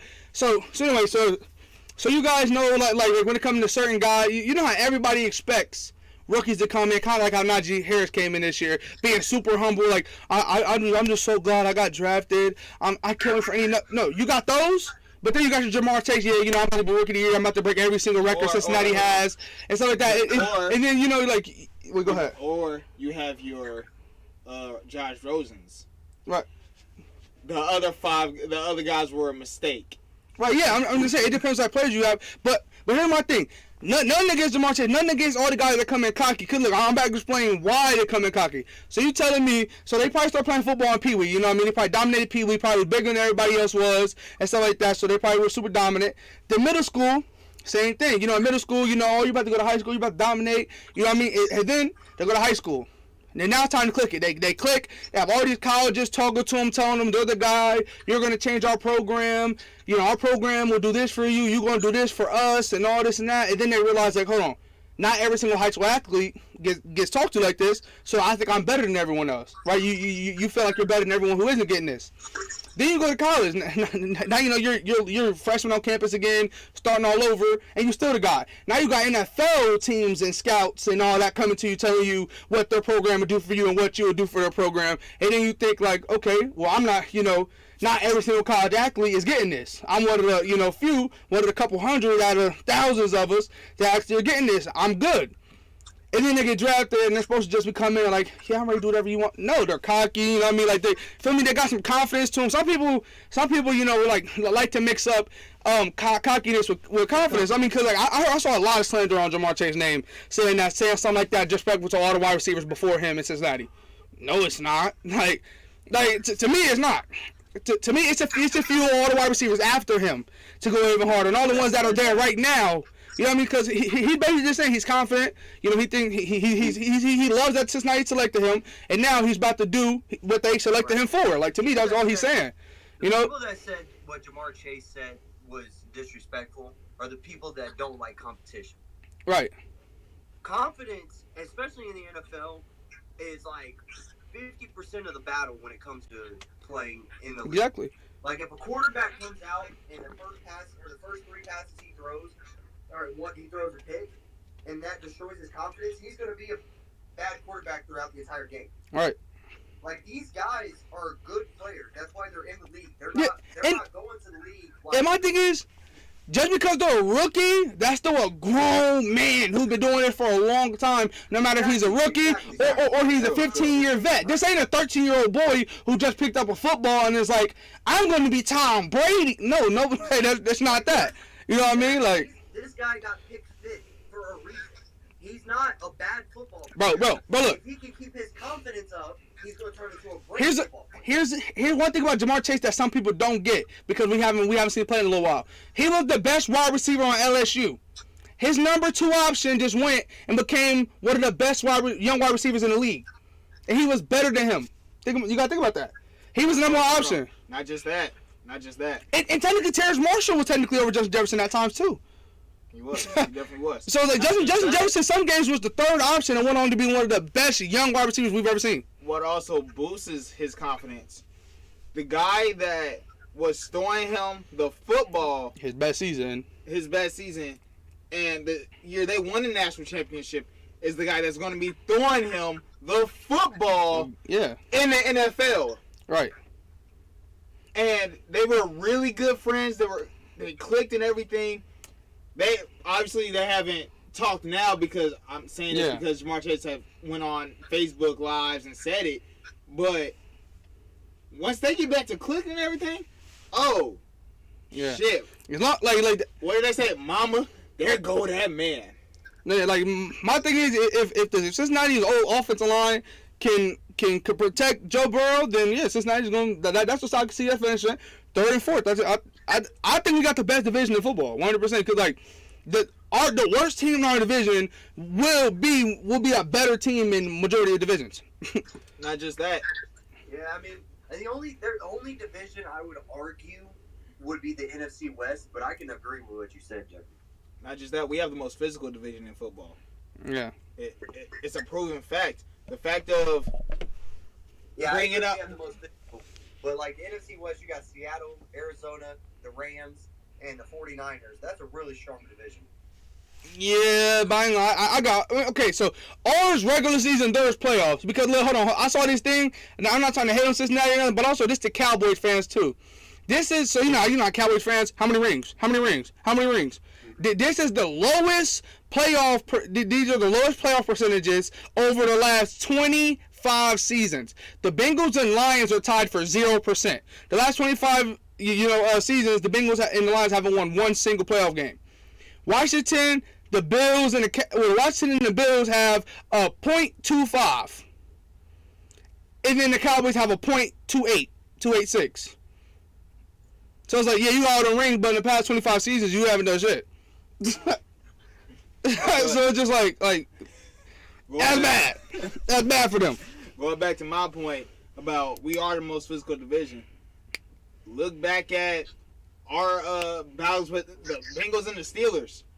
How our Monday night game, we're physical as hell. You had Juju Smith-Schuster, I believe he was a rookie that year, came down and cracked back the shit out of Vontaze Burfict, and we're just so physical. Yeah, I mean, guys on first take, like, is the AFC North too physical? Like, they're not playing a good brand of football? Yeah, like, I mean, just a physical. How many injuries happen every Steelers and Bengals game? A million. Ryan Shazier, you got Giovanni Bernard's injuries, you got Jeremy Hill's injuries, you got, like, bro, everybody, there's like 55 injuries. 2 or 3 years ago, I want to say, the Bengals and Steelers game was flexed to a Monday night, and the NFL front office sent warnings to each team that if there was a fight, that multiple people would be suspended. Right. They warned them before the game even started. No, but yeah, okay, so looking at my phone just reminded me of this. So, when you're drafting, right, your first round selection should do what for you? What should it do? To help your franchise. Right, help your franchise, but like, so basically, say like should it fix your biggest weakness, especially if you're top 10. So do you draft the guy to fix your biggest weakness on your whole entire team? Is that what you do? Yeah, you draft a guy. Yes, or you draft a guy that's your biggest weakness, that's going to turn your franchise around. Right. So I'm saying top 10. So I'm not. This not a Bengals knock at all. It's a different team knock, because I mean the Bengals they did what we just said. That one of their weak because they signed offensive linemen in the free agency. So in their eyes they helped fix that, and then the wide receiver room was the next weakness in their eyes. So they went and fixed that. You know what I mean? Like so. Yeah. But here's my biggest thing. A top 10 defense in the NFL drafted a corner in the top 10 when they have glaring weaknesses on offense, and you can argue every position is weakness besides tight end. Yeah, Denver. Like you can argue that every single position. I mean, even I like Noah Fant, but other than Noah Fant, really, you can argue that in the quarterback. You can argue running back and Melvin Gordon hasn't been Melvin Gordon, and I don't know how long. Lindsey left. You know, Phil Lindsey's gone. You know what I mean? Like they did draft the running. I think it was Michael Carter. Who is a dog? Yeah, they drafted one of the two North Carolina running back. Cause there was two of them. I know they drafted one of them. But I'm saying like you know what I mean? It's like, and for them to draft the corner, I'm not saying that they didn't need it at all. I mean, yeah, he's gonna come, he's gonna help. But they had glaring weaknesses all over the offense, and they just straightened up what's already the strongest point. You know what I mean? Like, to me, it just don't make sense. I mean, it makes sense, but I hate that pick. I thought that was like one of the worst picks. I think what they're thinking is, yeah, our offense is bad, but we can win games with defense. Offense brings the tickets and brings people in. The last time they won the Super Bowl was based off of just defense. Right, but they had Peyton Manning. They had hold on. They didn't have that good of a year though. Too. Right, okay, but they still had Peyton Manning, okay, which is better than Drew Lock and Teddy Bridgewater. If they both played, if you give them both 50 touchdowns a year apiece, he's still better than both of them. Anyway, and what was the wide receiver? Didn't he have, what was it, number 88? Forgot that he was really. Demaryius Thomas. That was probably one of my favorite wide receivers in the whole entire league at that point. Emmanuel Sanders and Demaryius Thomas. Yeah, dogs. So that team, they had way more offense, but you give them one of those three names. You just give them one of the three guys we just named in their primes or at the time they won a Super Bowl. Just one of them, they're 10 times better. You know what I mean? Like their defense got it. I promise that defense got it. But here's my thing. I don't think it was the worst pick I've ever seen in my life. Like. Their defense is getting older. I can see them strengthen up the defense. Now, if I was there personally, I wouldn't have took a corner there. I probably would have took Justin Fields because I need a quarterback there. But I'm not mad that they took a corner. Yeah. I can't believe that they still believe Drew Lock is their guy. No, they don't. Yeah, see, that's well, man, I don't know if they do. That's why they brought Teddy Bridgewater in. They don't believe he's their guy. Yeah. They don't know 100% yet, dude. Look, this is what they're doing. They're thinking he might not be, but he still has a chance. That's why they came and they went and they traded for a quarterback who could potentially take his spot. But they didn't want to go and draft a franchise quarterback because they believe he could still be one in the future. You know what I mean? So like, if Drew Lock wins playoff games or he wins the Super Bowl in Denver, the only way he's going to do that is if the defense is the best in the league and the running game is the best in the league. Just like Mark Sanchez and the Jets. That Jets team in 2009 and 10 when they went to the AFC Championship game back-to-back years, that defense was amazing, and LaDainian Tomlinson was running the fuck out of that football. Speaking of quarterbacks, okay, I have two. Question for Wait, go ahead, Jay. Go ahead. Real quick. So, this secondary was good to y'all. Michael Ojamita? Yeah, the young corner, I think he was pretty solid. I'm not counting Kyle Fuller because he was not on the team last year. Yeah. I believe he was, though. Kareem Jackson. Yeah, he was on the team. Justin Simmons. Yeah, that's a Pro Bowl safety. Like Yeah, he's a dog. Pro Bowl safety, dog. Was Ronald, I don't believe he was playing, but Ronald Darby. Ronald Darby. Ronald Darby, Yeah. and they have Will Parks, who's a really good safety, too. Yeah. Their secondary is better than average, bro. Like, their secondary is better than average. They have a Pro Bowl in the secondary. The Pro Bowl in the secondary. Their secondary is actually really good. I'm not like them drafting the corner just made it even stronger, even better, 100%. But to me, the weaknesses were even bigger on offensive side than defense. So that's why. You gotta think what division they're in too. They're in the division with Patrick Mahomes and Kansas City. Right, exactly. So my thing is that they're not gonna be able to score. But you're not. You can. This is what they're thinking, Jeffrey. I believe they're thinking like, oh, we're not gonna outscore the Kansas City Chiefs. Not many teams are going to outscore the Kansas City Chiefs. But here's my thing: if Kansas City gets, all Kansas City got to do is get 3 and they win the game. I'm dead ass. Like no smile. I'm dead ass. 3 points, they win the game. Getting just 3 though. You know that. No, I'm just shit. Yeah. How many points did they average last year? How many points they get in the Super Bowl? How many points they get in the Super Bowl? Look how many points the Broncos averaged last year. No. I'm saying like how many points did Kansas City score in the Super Bowl? 5. With 3? I don't remember. I think it was in the 20s at least. Oh, what shit? Okay, and I ain't gonna lie. I think the Broncos got a better defense than Tampa Bay. Nah, I ain't gonna lie. Yeah, no, I agree with that. Yeah. That shit crazy. But oh shit! They only scored 9 points. What? That's bad. The Chiefs. They only scored 9 points. In the playoffs, I mean Super Bowl, right? Yeah. No. In the Super Bowl, they scored 9. That's what I'm saying. I was saying super low. They get 9 against the Broncos. They win the game. I don't give a fuck. They win the game. Yeah, Dre, look how many points the Broncos averaged last year. That's what I'm doing. 7 point something. So if it's that, it's 2. I think a really strong defensive team. Before he says anything, if it's anything less than 13, they should have went offense 1,000%.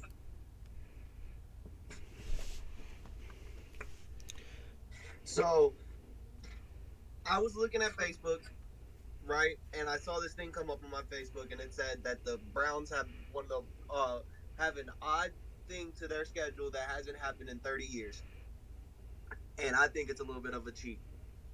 Week 12, they will play against Baltimore. Week 13, they'll have a bye week, and then Week 14, they play against Baltimore. Damn. That's cheap. Damn. That's a lot of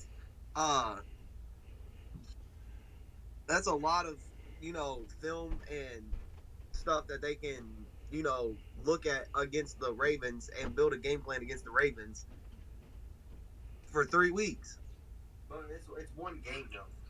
2 games. Well, Austin, they were in 28th place in offense. 28th. They scored 20.2 points per game. Right. Cincinnati with 19, Jacksonville with 19, Jets with 17, and Giants with 17, the Jets with 15. So they were in 28th place. That's pretty bad offense. In 28th. Yeah, that's bad offense. Cincinnati was 29th, and what they do? They went offense.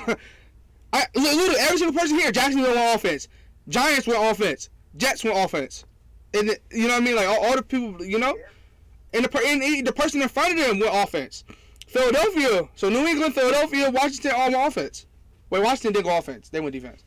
But yeah, I'm saying like from the majority, everybody else pretty much went offense. besides them.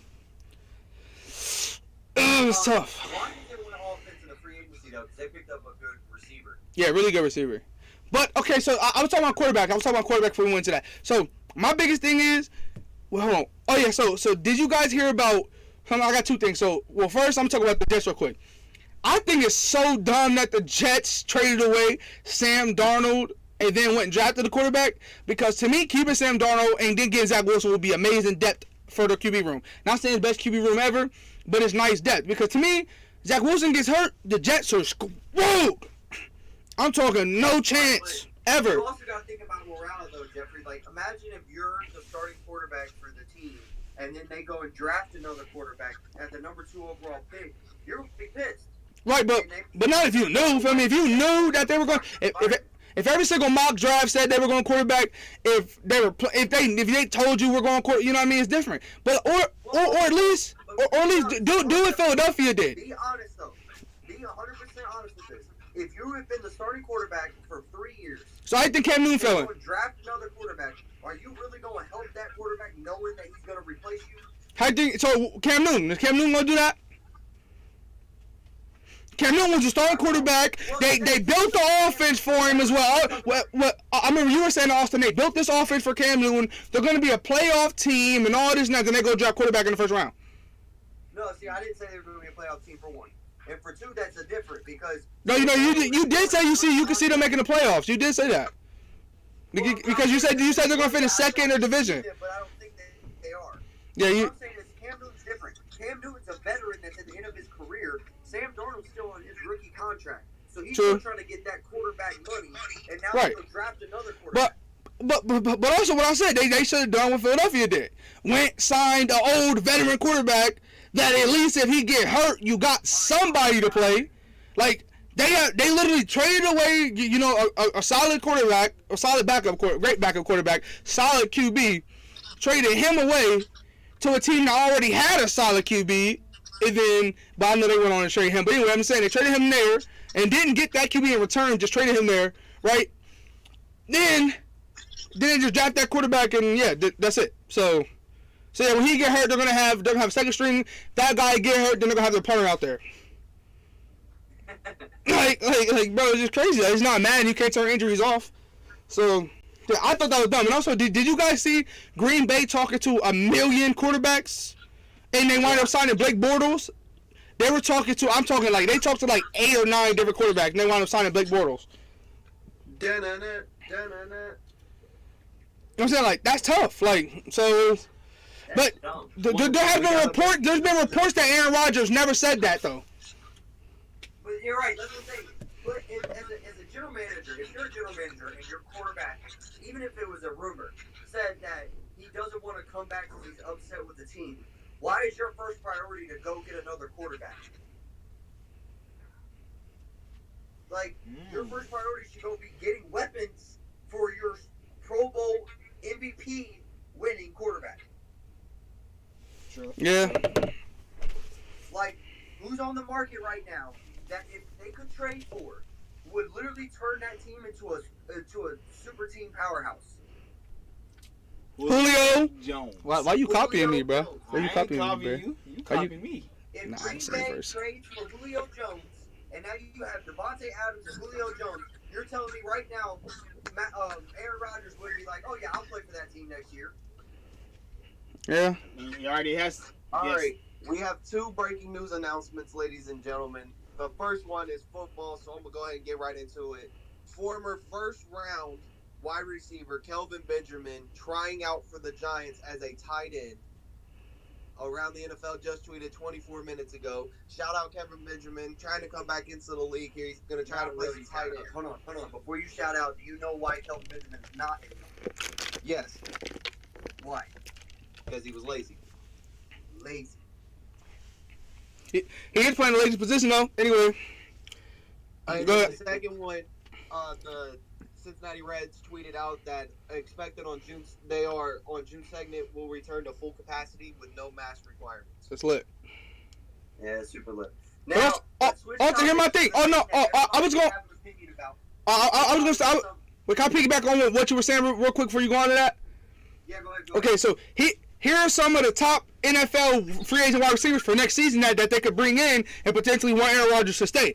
Well, Devontae Adams is a free agent, so they're going to have to resign him. Al Robinson's off his franchise tag. Calvin Ridley, Chris Godwin, DJ Moore, Will Fuller, Robbie Anderson, Juju, DJ Chark, and Jameis Crowder. These are 10 wide receivers that if they re-sign, or 9, because they re-sign Devontae Adams, they bring in one of these guys, I want to play for that team. You know what I mean? Like, those are some tough guys. They're all going to be free agents. But as I was saying earlier, you got a bunch of receivers that are coming out next year. You got like Chris Olave out of Yeah. Ohio State. That'd be a nice addition for Green Bay. yeah. Did you guys see that's who the Ravens was wanting to take, but then he stayed? Yeah. So he would win first round this year. That's why I was sorry that he stayed. He'd win first round this year. But also, now like, he might be a top 5. Now he might Yeah. be a top 10 pick or something. right, so yeah, it is better that he stayed. He get more money. But what I was saying earlier about the Steelers, I was saying like they're all the free agents. They're going to be QB free agents next year. I said all of them have a majority chance to be re-signed. Like Lamar Jackson is a free agent, re-signed. Josh Allen re-signed. The people that I can see Baker Mayfield. the market, Will Fuller. I can see Will Fuller hitting the market because Houston's kind of blowing up their entire organization right now. Will Fuller's on the Miami. Dolphins. What? Will Fuller's a Dolphin. Oh yeah, that's right. He did get traded, didn't he? Yeah. So And he's maybe- also maybe suspended Will for the Fuller- first 6 games. Maybe, yeah. If you got Devontae Parker and you got Jalen Waddle, maybe they let him walk. I can see maybe that, and then also, oh man, I was on the tip of my tongue, but then when you said it, I forgot his name. Calvin Ridley. Chris Godwin, Al Robinson, So it's at the end of the list. Juju, DJ Chark, James Crowder. DJ Chark. I can see DJ Chark maybe escaping. Yeah, he probably will. You know, if you have a choice between a rookie quarterback or going to Green Bay where you're playing with Aaron Rodgers, maybe he decides to take that jump. Yeah. But look, with quarterbacks, look, and also I don't know if you guys heard, but you guys know the Steelers have the most cap room next free agency. Like, we have the most out of anybody in the NFL. I know the Bengals are third, but the Steelers are in first place for cap room. So we have the most money going in free agency. So we could ball out. Wow. But yeah, so like the top quarterback free agents are Lamar Jackson, he's gonna resign. Josh Allen's gonna resign. Baker Mayfield's gonna resign. Then Jameis Winston, I don't want to see him in the Pittsburgh jersey, but I think he might resign. But then you got Sam Darnold, Cam Newton, then Big Ben, Ryan Fitzpatrick, Andy Dalton, and Tyrod Taylor. Those are the quarterbacks who after next year will be free agents. So that's why I think we go top quarterback. Yeah, that's why I think we go draft. I think we get Ritter from Cincinnati, either him or Spencer Rattler from Oklahoma. You know, but I think the quarterback that fits our system, pocket passer, is the guy from North Carolina. So I think we will have to address the QB. So that's why I think we need to rebuild. I don't see us trying to compete for the playoffs this year. We damn sure to compete for the Super Bowl this year. And so it's just that's why for me I think Najee. I don't think everybody thinks Najee was the piece that I'm not expecting him to be a 1,000-yard rusher rookie of the year first year. No, I think he's a future piece that's gonna change our roster. Like, you know, I can see him being a 1,000-yard rusher 2-3 years from now. You know what I mean? Like, that's what I see. I don't see him coming in and just getting rookie of the year or nothing like that. But here's nothing you guys don't get. So, two of the best. I mean, I won't say best, but Derrick Henry, the best running back in the NFL. Mark Ingram was pretty good in his prime in the NFL, right? Yep. Derrick Henry better than. I mean, not Derrick Henry. Najee Harris is better than both of them. And they're both Heisman winners. He was better than both of them in college. Both of them. That's scary. I mean, like, Derrick Henry, the best running back in the league. Mark Ingram was the top running back when he was in his prime. They both won Heisman trophies, and Najee Harris was better than both of them in college. Right. It's tough. Like, that alone is just scary. I want to see something. So let's switch over to something different. We mentioned this a little bit earlier. Well, I mentioned it a little bit earlier, but I know everybody's gonna have an opinion on it. It has been announced a few days ago that Tim Tebow has signed a 1-year deal to be the Jacksonville Jaguars tight end. Yeah. He is 34 years old and he's making a return to the NFL. I'm still Team Eifert. Word. Eifert's not on the roster. Well, shit, that's bad. That's bad. Well, Trevor Lawrence is not throwing to a tight end this year. The tight ends on the roster right now are, they drafted a kid, they have James O'Shaughnessy, and then they have Tim Tebow. Oh, yeah, I got O'Shaughnessy, 100%. Word. You know what I'm saying? Like, well, I never seen Tim Tebow play tight end. He could come in and be some Gronk or something. But at the same time, I don't know. I don't know. It's tough. It's tough. It's pretty tough because we all know quarterback was his main position. That's what he did his whole life. Oh God, and then didn't do shit. He's not a fucking tight end either. That motherfucker should be playing fullback. Spell Tebow for me. No, I'm good. Because you're gonna say TE for tight end. I'm good. I'm good. TE for tight end. Yep. TE. I rest my case. Nah. He's the worst running back in that division. I mean, running back. That's what he need to play. Running back. Just third and one, gave him the ball, let him dive. But here's my biggest problem. He hasn't played in the NFL for 10 years. Bro, he didn't have a chance. I mean, he didn't make it at a primary position. Right. Here's my biggest problem with Tim Tebow coming back and playing. He can come back and play after 9 years, and he's gonna play tight end. The position that gets racked the most over the middle of the field. Exactly. But we have a guy in Colin Kaepernick who can't get a job at all. You're telling me out of 32 NFL teams, out of the not even just the starters, the backups, all those guys are better than Colin Kaepernick? Nope. What? If Colin Kaepernick was able to be signed, he'll be the starting quarterback for Denver. Okay. You're telling me Drew Lock, Teddy Bridgewater, AJ McCarron, Jarrett Stidham. Washington football team. So you telling me Ryan Fitzpatrick is better than Colin Kaepernick? Ryan Fitzpatrick. Geno Smith. He was a backup for the dang on Seahawks. See, but I understand what you're saying, Drake, but this is my point on it. I get it that Colin Kaepernick should have a job in the NFL. I agree with that.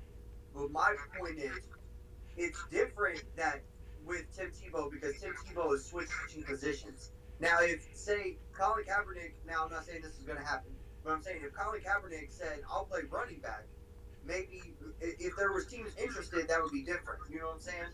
Right. Now, if Tim Tebow would have got signed as a quarterback, I'd be on the bandwagon of what the fuck. Yeah, but here's my thing. Switching positions makes it a little different. Here's my thing. To me, Tim Tebow played like young Aaron Rodgers. You know, he was, to me, he's not a dual threat. He wasn't no crazy, you know, he wasn't RG3. He wasn't no Lamar Jackson dual threat. But he did use his legs some. But you can see guys like Braxton Miller, who was known at quarterback for his crazy speed and athleticism, to change to running back wide receiver. I've never seen a quarterback that was so damn big. 9 years later, he had to go tight end. Cap. Can't go. That I mean, no quarterback has ever done that. QB to running back, done a million times. QB wide receiver, done a million times. You know. No, that has happened.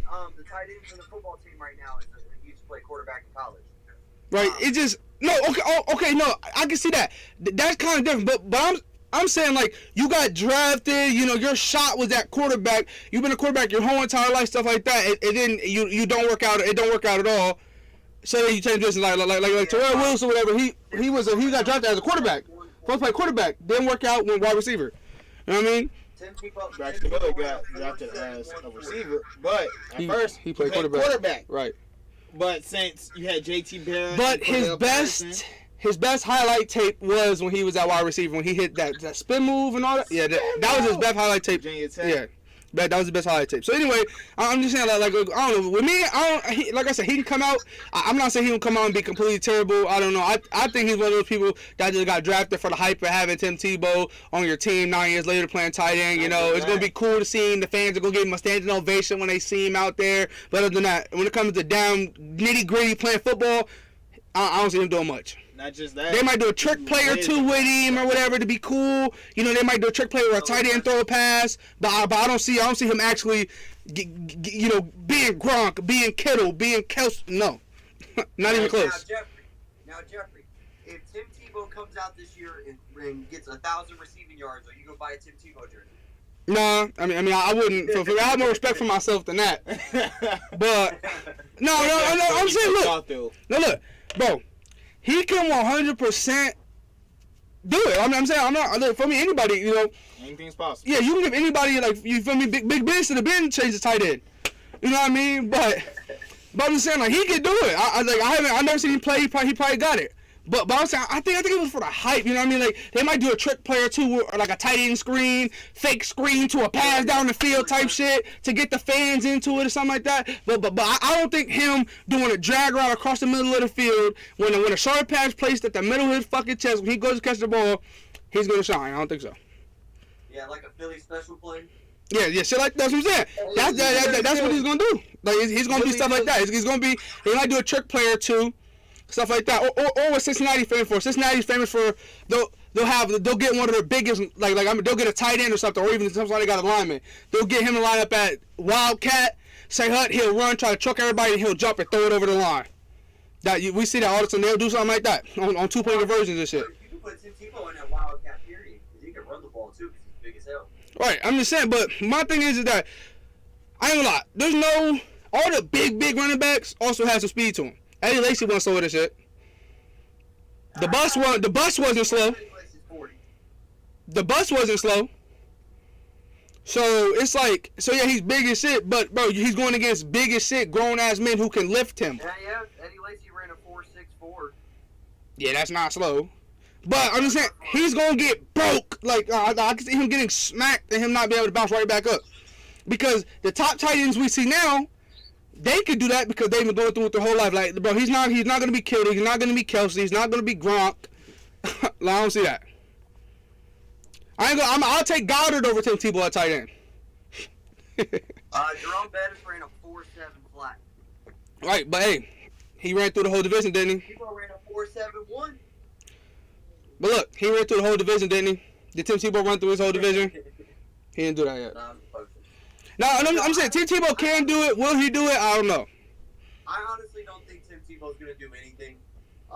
He might not be, bro. He gonna be one and done. 1 year done. It was just for the hype. So. Just for the hype. He's 34 years old, man. He's at the end of his career already, and he's just now trying to make their comeback. Yeah. Waited a while. That's a long time before you come back. That's 9 years. Yeah, but still to this day, man, I'm still trying to find a number 2 Pittsburgh jersey, man. I'm gonna get it one day. Y'all gonna see me in my number 2 Pittsburgh jersey for Vic, man. You know what I'm saying? When Vic was the Steeler. I do want to ask you this. I was gonna do it like that. Ask you this. That's one of those things where like have you guys ever seen them things on Twitter or whatever when it says this just don't feel right, and it'd be like a player who you're so used to like when they had Jordan and Washington jersey. It just don't feel right looking at that. You know what I mean? Because like he's not known for that. It was like Scottie Pippen in like a Trailblazers jersey, and you're like, but that shit was real. Yeah, I think it was like Tracy McGrady or somebody on the Grizzlies. And you look like, what the fuck? That looks so weird. That's how Vic was in Pittsburgh.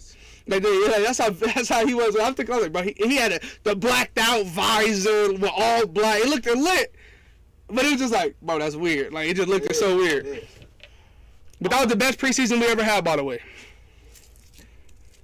But yeah, I wanted to go back to what you said about how Najee Harris was better than Derrick Henry and Mark Ingram. Quick question for you. Do you know any other back that was on that team? What you mean? On this past Alabama team.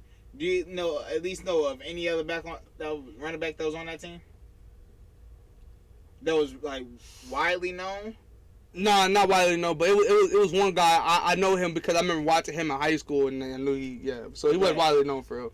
Forgot his name though. If you think about it, when Derrick Henry and Mark Ingram were playing, they had other guys come in and play, and they were widely known. That's why he has those bigger stats. True, yeah. That's what but still, but I mean, still, Derrick Henry was for me the premier back on Alabama. Mark Ingram was as well. They both won Heisman. They both dominated the SEC and college football. And Najee Harris did the same thing, but better. You know what I mean? Like he had more yards for me. He had everything. He was the every down back. Right. Mark Ingram and Derrick Henry weren't the every down back. Yeah, but that's why. But my thing is, I hate the argument that some people are saying that one of Najee Harris' biggest knock is that it was bad that he was every down back because he already has he probably already had some wear and tear. But I'm like, bro, there's been quarterbacks who have fucking started every single collegiate game from freshman year to senior year, but they don't got wear and tear. They're not ran through. There's wide receiver just because like Jamar Chase was number one receiver. You know he got hit 24/7 all but because he sat out because of COVID. He don't got wear and tear. And stuff like that. It's like bro, there's a million players who played every single game, every single down out there. But they don't got that problem. Do you understand why they say it though? Because the running back is the most. Yeah. He got hit. Yeah, he got hit the most. He's gonna get hit no matter what. Now, crazy part is that he did a good job of not getting hit though, jumping over people, all that. Like we haven't seen a back that could do that in black and gold since Le'Veon Bell. This is why, Jeffrey. He's literally a Le'Veon Bell 2.0 for us. What do you say? On average, a quarterback gets sacked like 3 or 4 times a game, and that's right. Yeah. And then like a receiver on average gets about 6 or 7 catches, which means they get hit about 6 or 7 times. Right. But a running back will get 19 to 25 carries, so they get hit 19 to 25 times a game. Yeah. It's a fact. Yeah. Yeah, but to me, I swear, if he was in any other conference, bro, they wouldn't have said that. Facts. That's a fact. It's because who he plays, and also because he played more college. He played more college games than a lot of players because his team was always competing for national titles. That's why. Like what's crazy is when a running back turns 27, he's old. Right. Yeah. When any other position, that's still young, but for a running back, that's getting old. You can't say that for O-line. No, put him to the air. People that play for a lot longer than 27. The running back is the shortest position in the NFL age-wise. When you're 27, you're past your prime as a running back. Yeah. There's anomalies, but on average, after the age of 27, you're on the downhill of your career.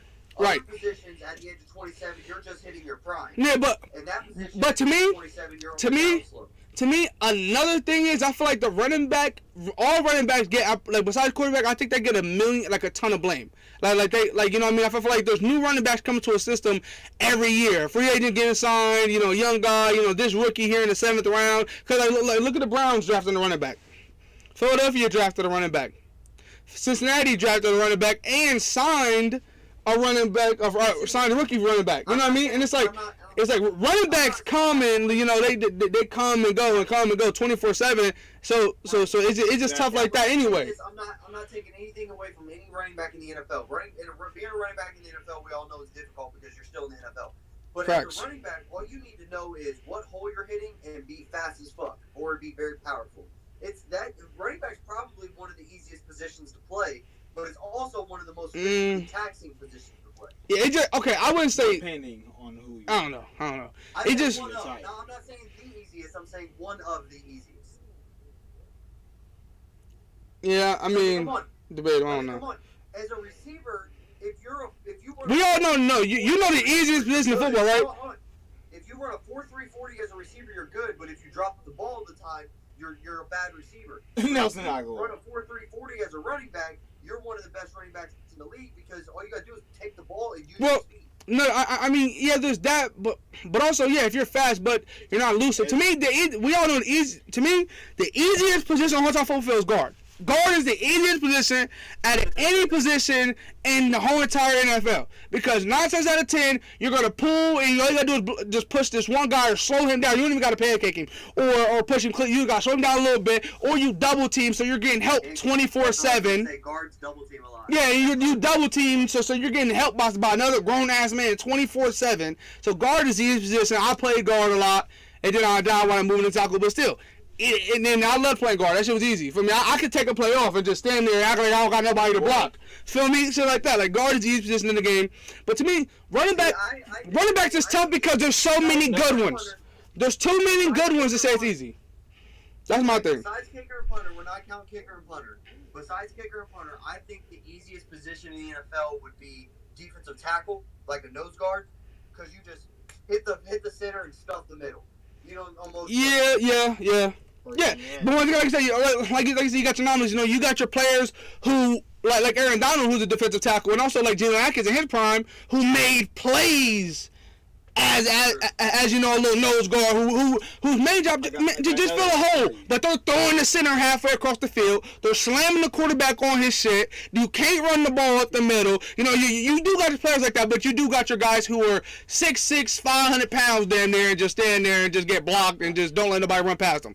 You got those. Well, also, I got another name for you, Vince Wilfork. Yeah, three interceptions. More than one of the best safeties in the game. A Pro Bowl safety, he was a defensive tackle that had more interceptions than him. That has more interceptions. Vince Wilfork. You have what's his name? He went to the U. Played for Tampa Bay. Sue? Who? No. D-tackle? Yeah. You talking about Warren the one that's on it now? You talking about old school? Old school, like 2000s. Warren Sapp? There you go. Warren Sapp. Yeah. Played D tackle. And at times he went to end at times, but most I of mean, he was at D tackle. Mean Joe he played D tackle a lot. Yeah. Mean Joe Green. No, D-tackle is like you have. No. I agree. I'm saying like you got your anomalies that make it. Yeah. We're just naming the anomalies. Yeah. We're just naming the anomalies. We're not saying it's not. No, it is one of the easiest. Anybody that plays in the NFL is good at that position. They're great at that position. But I'm saying Right. compared to the other positions, I think D-tackle was the easiest. Right, and to me in basketball, I think power forward is the easiest position. Easily. Basketball? Yeah. Forward? Yeah, I agree. Yeah. Especially nowadays. Now, back in the early 2000s, I would disagree with that, but today, yeah, power forward. I would still agree with that because to me, the power forward. And look, you got your anomalies that will score the ball. The power forward, for real, you got to like okay, so old school, you know, that's your gritty guy. You know, he's for real, power forward. His main job, no matter if it's old school, new school, help the center rebound. You know, knock down wide open middies, you know, like whenever Tim Duncan and Kevin Garnett, those guys came into the game, really good at bank shots, and then you got your Dirk came in who could shoot middies, you know, so you got Shoot threes. yeah, then power forward to be able to shoot threes, so it's like Weber. yeah, so like you got your difference, but to me, all you gotta do is compliment everybody else. You know, you do what the shooting guard does, but you're bigger. Right, you also do what the center does, but you're smaller. You basically just go out there. You help everybody. Like Draymond Green, you're out there to try to make everybody else better. You can go out there and get 2 points, but you got like 9 rebounds. You got 4 or 5 assists. You got a couple blocks. You got some steals. You know, and you can go to the Hall of Fame with that. Dennis Rodman. Right. For me, if I were to rank the positions based on most importance to least importance, I would go point guard's the most. I would go center is the second most. I would go small forward is the third. I would say power forward would be 4, and I would put shooting guard at 5. Because No, I don't think so. If you are Shooting guard, not just you gotta be the best defender. in front of your man, you can play in the No, NBA. shooting guard, you gotta be like one of the best defenders on your team. Shooting guard, you shoot more. Not all the time. You shoot. Got people like Kyle Korver, No, I'm saying. Okay, here's another thing. You have to shoot the most. But 9 times out of 10, the most 3-pointers and stuff like that on your team. Now, once again, I'm saying like it depends on team. Like the Lakers, they go small for. I mean, any team LeBron's on, the small forward position. To me, I think small forward is one of the most important. I had out 1 or 2. Well, I had it over center and point guard depending on certain teams, depending on certain schemes. Because some small forwards, your offense runs through them and your defense does. To me, as small forward, you have to be damn good on defense because you have to go against LeBron, Kevin Durant, Kawhi, you know, Luka. You got to. All the best players in the NBA are all small forward. No cap. So you got to defend those guys, right? And Jason Tatum, like those, you got to defend those type of players, right?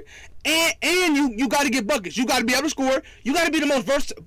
Small forwards got to be the most versatile. They got to be able to pass, got to be able to play defense, got to be able to rebound, got to be able to shoot, got to be able to dribble, got to knock down free throws. They got to do everything well to be able to be a starting small forward. You have to be. You got to do everything well. I have a question for y'all. Yeah, I'm listening. All right, so you guys are the GM of an NBA franchise, right? Yep. And you only are allowed to have one really, everybody else is okay defenders, but one really good defender. What position would it be? Oh, that's tough. But I'll go small forward. But you can argue center. You can argue center. Well, I think I would definitely go small forward because you're small forward. Okay, if he like how tall? We're talking about 6'8", small forward. If it's 6'8" small forward, we can put him on a guard. He can guard Curry. Feel me? You can put him down low, guard a power forward. He can help on a center and guard a center. He can be it can be as tall as you want, as big as you want. Just know that one person is competing for Defensive Player of the Year like every year. Yeah, He's your best I'll go like a Giannis, a small forward, 6'11" small forward that can guard centers, guard point guards, can guard 1 through 5, and can guard them well, like Draymond Green type stuff. Like a small forward who can guard everybody. Dennis Rodman. Yeah, so yeah. But he was only 6'7". Right, yeah. So he was same height Draymond Green. Yeah, but he got all the rebounds. He had to guard Shaq. He had to guard James Worthy. He had to guard Kareem. He had to guard. Yeah, but with the best guards was Scotty. Scotty guarded all the best guards. What about Austin? What would you say, Austin? He's a small forward. Right, small forward. Small forward. Drake, small forward. I honestly don't know. To me, It depends. If you asked me, if I had one all-star who was competing for MVP every single year instead of defense was MVP, I would also pick small forward. No cap, because look, like small forwards get it done. They get it done because like the Warriors. I mean, you can argue Curry, but like same time that was a team. They won because they were a full team. LeBron carried the Cavs, everything. So like I would go small forward. If offense and with defense, I think that's why I say small forwards is to me is the most important position on the team. Think about all the worst teams in the NBA. 9 times out of 10, Now, see, I disagree. they got a bad small forward. I think the most important position in the NBA is point guard. Cap. They have to set the offense. No, it's not Austin. No, it's not because Matthew Dellavedova, he was point guard. Was he important on the team? Fuck no. Is Alex Caruso important on the Lakers? No. You know, bro, like, it's no. Also, no, here's my thing. But, bro. LeBron James is the anomaly. No, But if you no, look look. at the Clippers, hold on, but if you look at the Clippers, Patrick Beverly's not important. Patrick Beverly's not important. All he does defense. All he does is guard people. that's what I'm saying. He don't set up no plays. They need a point guard on that team. Right, but but still, they're still a championship. They're still a championship contender every single year that we've been talking about without a point guard. But here's my thing. You got point. You had no. But look. Small. Every single. LeBron plays point guard. No. But Austin, there's one thing you don't get. Every single starting small forward. So all the worst teams got terrible small forwards. I ain't gonna lie. 9 times out of 10 they do. But all the good teams have good small forwards. You said all the what teams have terrible small forwards? Worst teams. The Wizards do not have a good small forward, and they're one of the worst teams in the league. The Grizzlies. Don't have a small forward. One of the best teams in the league. You said who? The Suns. They got Mikal Bridges. Locked down. He's a 3-and-D. Locked down defense. Knocked down every single 3 he shoots. But their point guard is the most important position on that team. No, but here's my thing. But yeah, that's one team. I'm saying, look, small forwards important, Yeah, but point guards. Point guards just like the go. worst team in the. No. I'm saying, but look, here's my thing. When it comes to point guards, we got point guards that can't fucking shoot. We got point guards that can't really dribble. We got point guards that can't pass. We got it's not like every single point guard got to be able to do everything. Every single small forward got to be super versatile. They got to shoot. They got to be able to pass. They got to have defense. Look at these. You got the Knicks. The Knicks don't have a good small forward. I mean, Julius Randle kind of does play the 3. Julius Randle be playing 3 for them. Well, he plays the 4 most of the time. No, but I'm saying, look, but the Knicks is 9 times positionless, but he basically is a 3. He does everything. He's the all around great player. I'm saying, like. What about Memphis? I said Memphis ain't that tough of a team for real, and they ain't no got a good small forward. What about Dallas? Luka plays small forward. No, he plays point guard. No, bro, he's on the He's a court. small forward. Jalen Brunson. I'm saying like he's kind of like LeBron. He's out there small forward, but he has the ball a lot. Like KD and guys like that. I'm saying like, What bro, about Cleveland?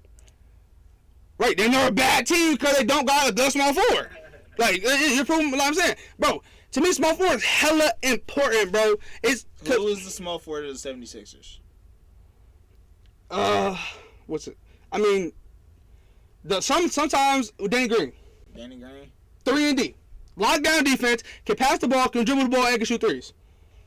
You got to be versatile. I'm not saying Danny Green is the top 5 small forward of all time, but you got to be versatile. Like, you know what I mean? Like we have point guards. That point guard, the 76ers can't shoot to save his life. Barely can hit middies, but you feel me? You got Eric Bledsoe, point guard. You got Lonzo can shoot now, but at one point Lonzo. You know what I mean? Like you got point guards that have huge weaknesses that can't do that. When to me, okay, the two shooting guard and power forward are 2 positions that can get away with hella weaknesses. height, Yeah. defense, shit like that. But to me, point guards are next. Because centers and small forwards, they got to be hella versatile. They can't have no weaknesses. But there are anomalies that your small forward can be weak as fuck, but you got a top 10, top 5 all-time point guard, and that can save the team. Name a point guard that has won a championship in the last 25 years you would say had a terrible weakness. Starting point guard. The starting point guard for the Lakers, whoever it was. Rondo? No, Rondo didn't start. Rondo? Rondo did not start. And yeah, he okay, Rondo, offensive game. Besides his passing, he I don't know how many layups he missed in the playoffs. Millions. He missed a lot of threes. Now in the finals, he started shooting. He was hitting threes, and that's what prevailed them in their last game to win. Just because I'm pretty sure he hit like 3 threes that game. So it's like, yeah, Rondo has weaknesses, especially now in his career. He has big weaknesses. Playoff Rondo for a reason though. What was that? Bro, he has a million weaknesses. Okay, playoff Rondo misses layups 24/7. He missed hella layups. So another thing is the Raptors, Kyle Lowry's fucking defense. He has no athleticism, no defense. Contavious Caldwell-Pope was what? So yeah, Contavious Caldwell-Pope is the starting point guard. We all know he got to do. We don't even go to the club about his weaknesses anyway. So yeah, I'm just bro. So you got Kyle Lowry, big weaknesses. You got Van Vliet. They haven't had a point guard because LeBron's the point guard. No, I'm just saying. Okay, was Kawhi Leonard the point guard? No, both point guards that switch off and on both can play defense in life. But Kawhi was so good on defense that he saved it. Not Kyrie though, not Kyrie. That he saved it. No, yeah, Kyrie got it. But yeah, I'm just saying he saved it. Okay, so we look So obviously the Warriors won it 100 million times, so they obviously had a good point guard. Who got weaknesses, by the way? Who got weaknesses? Curry not the best defender I've ever seen. Everybody besides LeBron has weaknesses, but I'm saying glaring weaknesses like Steph Curry. Defense. Not a great defender, but Steph Curry's not a bad defender. Yeah, he is. He hasn't. He's never like bro. The one play he guarded Kyrie, what happened? Step back. Kyrie for 3. Oh, bang! Like, come on. Like, what happened? Yes, he does. He has glaring white. Clay, get him, Clay. Clay, switch. Facts. Now, Clay's the dog. But I'm just saying. So, bro, Draymond Green was even guarding fucking Kyrie. But anyway, I'm saying, like, big weakness. He's a great player. I ain't gonna lie. He got it. But he has big weaknesses. Like, yeah, so there's a, like, but that team, small forward, versatile, both of them. Harrison Barnes was a really good defender. Then Iguodala, great finals MVP, great defense, great shooter. Then Kevin Durant, then Kawhi Leonard, then LeBron James. Like, come on, like, feel me? Steph Curry averages 1.7 steals a game. No. He does get steals. No, he does get steals, but those are passing lanes. Curry's really good at passing lanes. Those aren't on-ball steals. I see Curry getting like passing lane steals every game. He gets a couple every game. Like in his 62-point game, I think he had like 4 steals, but they all are passing lanes. He would like the guy come up for screen and he'll run up and like jump the pass. Yeah, I ain't gonna lie. But on-ball defense is his big weakness. 3 Zeus. Who? They call him Human Torch, and what does that say? 3 Zeus because he makes threes. Okay. No, I'm saying to me, every championship team had a very versatile small forward. Well, I'm not gonna say very, you know what I mean? That could do everything. You can have exceptions at point guard on your team. You can have no point guard, and you still got a chance to win if you got a great small forward. That's a fact. Now in this NBA, I'm gonna say it right now, a center will never, in this NBA, ever win a championship. That's the best player on the team. That's a center. Carry the team. Never. I can say that right now. I ain't gonna lie. I got a question for you. Because last year, before the Suns got CP3, they had a pretty good small forward. Kelly Oubre was pretty good for him. Well, yeah, but Mikal Bridges was a dog. He was still eating that year too. But what did you say, Austin? I said if the Sixers go on a run here and they win a ring, you're telling me Joel Embiid wouldn't be the best player on that team? No, bro. The Sixers are not the way they play will not win a championship. I'm just saying, if they go on to win a championship, you're telling me Joel Embiid wouldn't be the best player on that team to win a ring? That's what I'm saying. They won't ever win a ring. That's what I'm saying. A center will not carry a team to a championship. That's what I'm saying. A center can carry into the playoffs. I mean, we saw fucking Vucevic have the shitty ass Magic in the playoffs every single year by himself. So I know centers can do that, but in this NBA, one center isn't winning you. One small forward can win you something. One point guard can win you something. I don't know about it can win you something. Yeah, I'm agreeing with what you're saying because I'm trying to sit here and think about any centers that I can see taking them to a championship, and I really don't. I don't see one. It's just besides Joel, but that team has so many weaknesses. Like I don't know. They're not to me. You put Philadelphia in the West. They're not number one. They're not number. For me. Now I got a question for you guys. All right, you guys ready for this one? So I seen something on Twitter that says that NBA players are claiming that they are the stronger between them and the NFL players. Yeah, that's the dumbest. That's the dumbest I've ever heard in my life. On that. That's the dumbest I've ever heard in my life. NFL by far. NFL by far. easy. Don't get me wrong. No, okay. Let's cop it up for all the actual kind of strong guys in the NBA.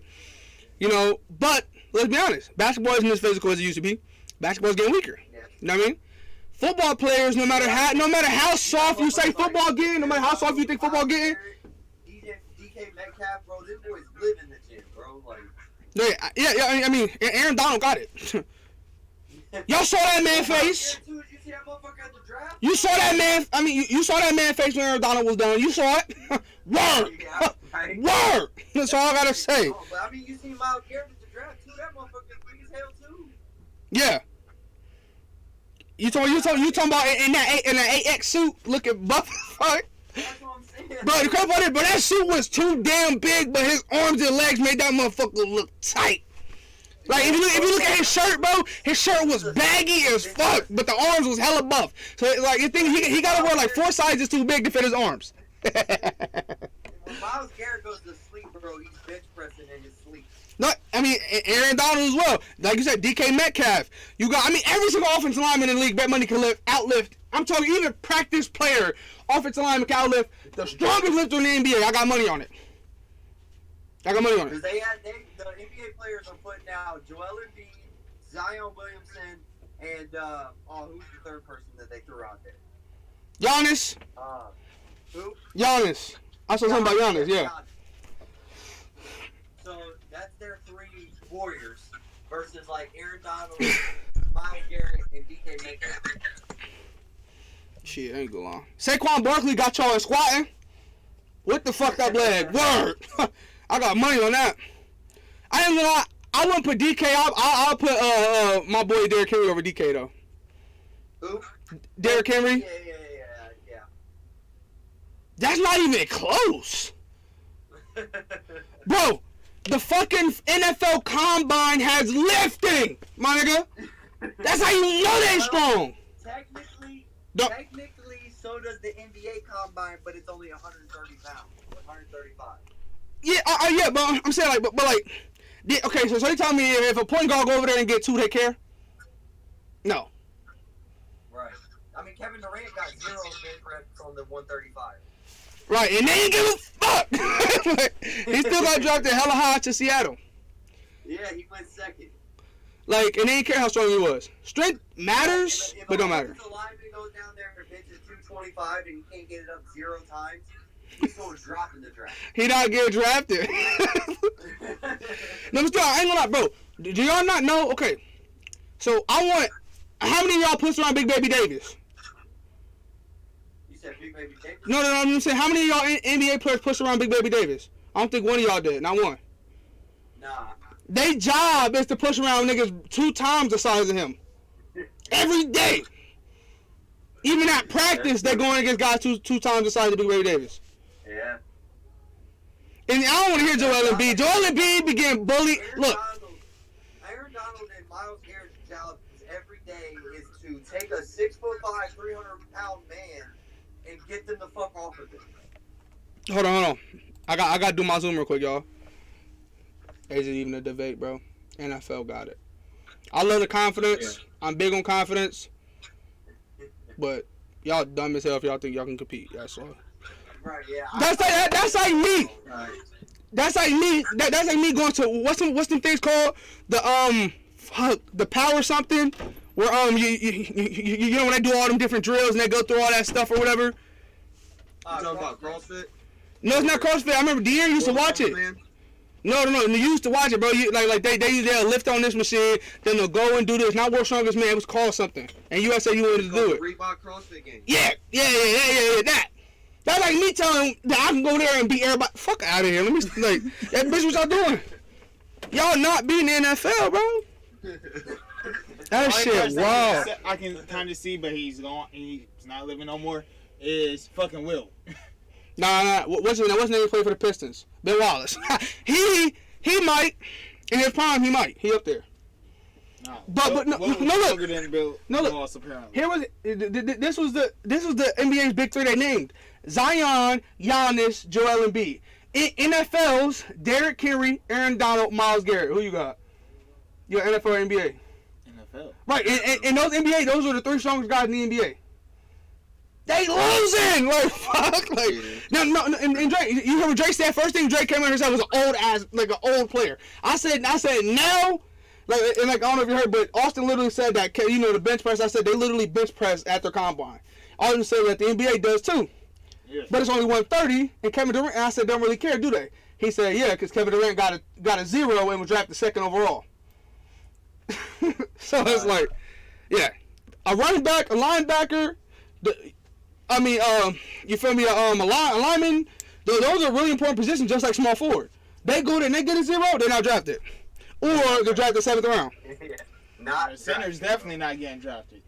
I mean, any offense, like bro, if a tackle, what would you do if Penisa was so hyped and then went to the combine and feel me got 0? Y'all think he drafted? I would have been pissed. He wouldn't get drafted. He wouldn't got drafted because he's already undersized for real. So his biggest pro was how fucking fast and strong he was. So you take away his strength, he not drafted. Like fuck, he gonna move the fullback. Facts. That's it, man. I would be salty as fuck. I'm hyped. 5th overall pick. Top 3 at first. Oh God, I'm a top 3 overall pick in talent. But they asked me to lift and I can't do that shit now. To get picked. NFL scout, right? In the organization was like, go find our best offensive lineman out there. You went out to this dude's camp and he was cold. He was like, dude, he could be the next great tackle. He comes to the combine and gets 0 on the 225. You're salty. Imagine. I'm gonna keep it a buck with y'all. I suck at lifting, bro. I ain't gonna lie. Well, bench press, I hate bench press, but squat, deadlift, I could do some crazy shit. But bench press, yeah, I ain't gonna lie, it's slow for that. But I was dominating shit. I'm telling you, I can push a 300-pound man with ease. You put 300 pounds in that bar, I'm crushed. I'm dead as fuck. I'm blue-faced. You know what I mean? Hear me, Austin? There is a difference between bench pressing and then when you're on the field and you got the momentum where you're running forward and you got your arm movement. No, see, I ain't gonna lie. Yeah, it's techniques. I never really learned bench press techniques. I'm just pushing this bar hard as fuck off my chest. I mean, like my coaches never really care. Like we care, but they don't care at the same time. We just go in there, get stronger, don't die, type shit. Right. There's a difference from bench pressing to being on the field because on the field you're using your legs, you're getting running momentum. You're using movements in your arms instead of just pushing it off. And also positioning to make it easier. You know, you feel me? You grab the inside of the pads. You can take a 500-pound man and pick him up. Yep, exactly. And you feel me? No, but yeah, like it is different. But like I ain't gonna lie, Aaron Donald, guys like that shit's scary. They decide they're professional bodybuilders. I got another guy, even worse. Khalil Mack throwing these big ass motherfucking old linemen. No, I got one. And he young as fuck. Chase Young. Bro, did y'all see Tom Brady's face when Chase Young had his offensive tackle and flipped him on his ass with one arm and was looking at Tom Brady after the play? Tom Brady like, what the fuck? Like, it was like, bro, y'all better hurt him. Shit. Y'all better come in and hurt him, intentionally top block him or something, shit. But I was pissed at Chase Young, but he was back there. But literally, I wasn't pissed at him. But like literally, I ain't gonna lie. I think the Buccaneers literally blocked the running back every single play. They was not going. Not only did he have to fight a grown ass 300-pound man off of him, then he had to go and get cut blocked by a running back that's standing right next to the quarterback. So you think I got him? Nope. Nah, they were game planning for that shit. No, yeah, definitely. Because, Tom Brady, he wasn't even trying to move. He was just standing there. He's not moving. Tom Brady's not moving like that. That's what made me respect Rojo, bro. He's a good-ass blocker. Because he was flipping Chase Young and Montez Sweat like it was nothing that game. But, yeah, so I think running backs are important, and I think point guards are important. But, obviously, to me, small forwards is the quarterbacks. No cap. But the most important position, two most important positions on the football field.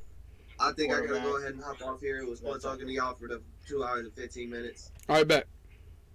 I'll see y'all next week where we'll probably have the ghost pepper then. We couldn't get one for this one. And next week we'll probably all be there to be able for me to eat the ghost pepper. All right, bet.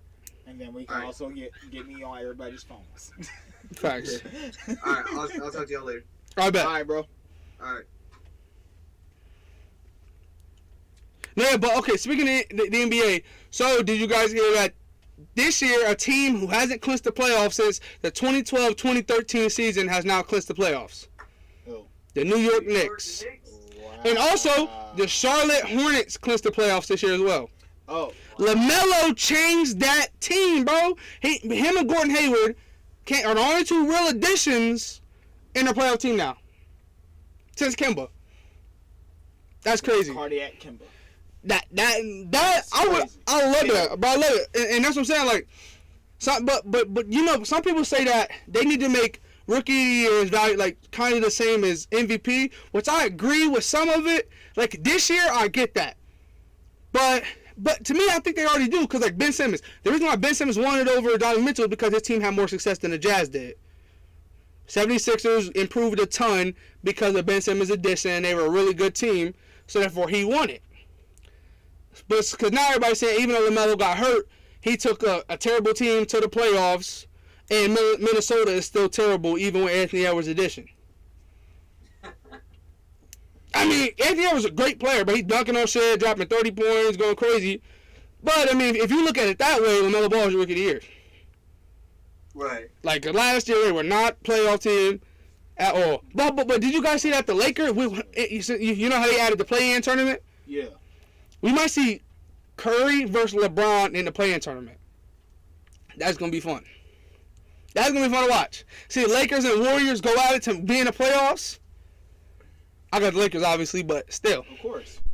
LA all How many day. games is the play tournament? I'm pretty sure it's. Yeah, I think they just play one though. I'm pretty sure it's just one. It's one. Just one. It's game. called a tournament. It's called a tournament, but really they just play. It's like the NCAA tournament. Yeah, is it? It's a one and done. But I think it's like 8. I think it's 7, 8, 9, 10 play. It is. I don't like that though. I think it should be 7, 10, 8, 9. That's how it should be to me. No, it's 8. It's 7 and 8 played and 9 and 10 played. Yeah, I'm pretty sure that's how it is. Yeah. Damn. I don't like that. I'm pretty sure that's what that's. I'm pretty sure that the very first episode when we talked about it, pretty sure that's what one of us said it was. I'm about to look. Charles Barkley explained it, so I'm about to look at it real quick. Well, I gotta find it first. Shit. Wait, hold on. Wait, what? It said total of 6 games. Hold on. It says win is a play tournament. 7, 8 plays and then 9 and 10 plays. Oh my gosh. Yeah, but how long? Just for a game. It's just the game. It said how. Wait, here's how the games will work. The game 1, the number 7 team in the standing by winning percentage will host the number 8 team, with the winner earning the number 7 seed, and in the playoffs, the losing team gets another chance in game 3. Okay, and in game 2. Play the 9 seed. Well, no, hold on. Okay, So 7. Hold on. So 7 plays 8. Whoever wins that gets the 7 seed. Right. Whoever loses Goes to the game 3. Of the 9-10 game. Yeah. Wait. Plays winner. Yeah. Yeah. So. Okay. I mean that's weird. I'm not. That's really weird. No, look. Okay. So me personally, this is what I think.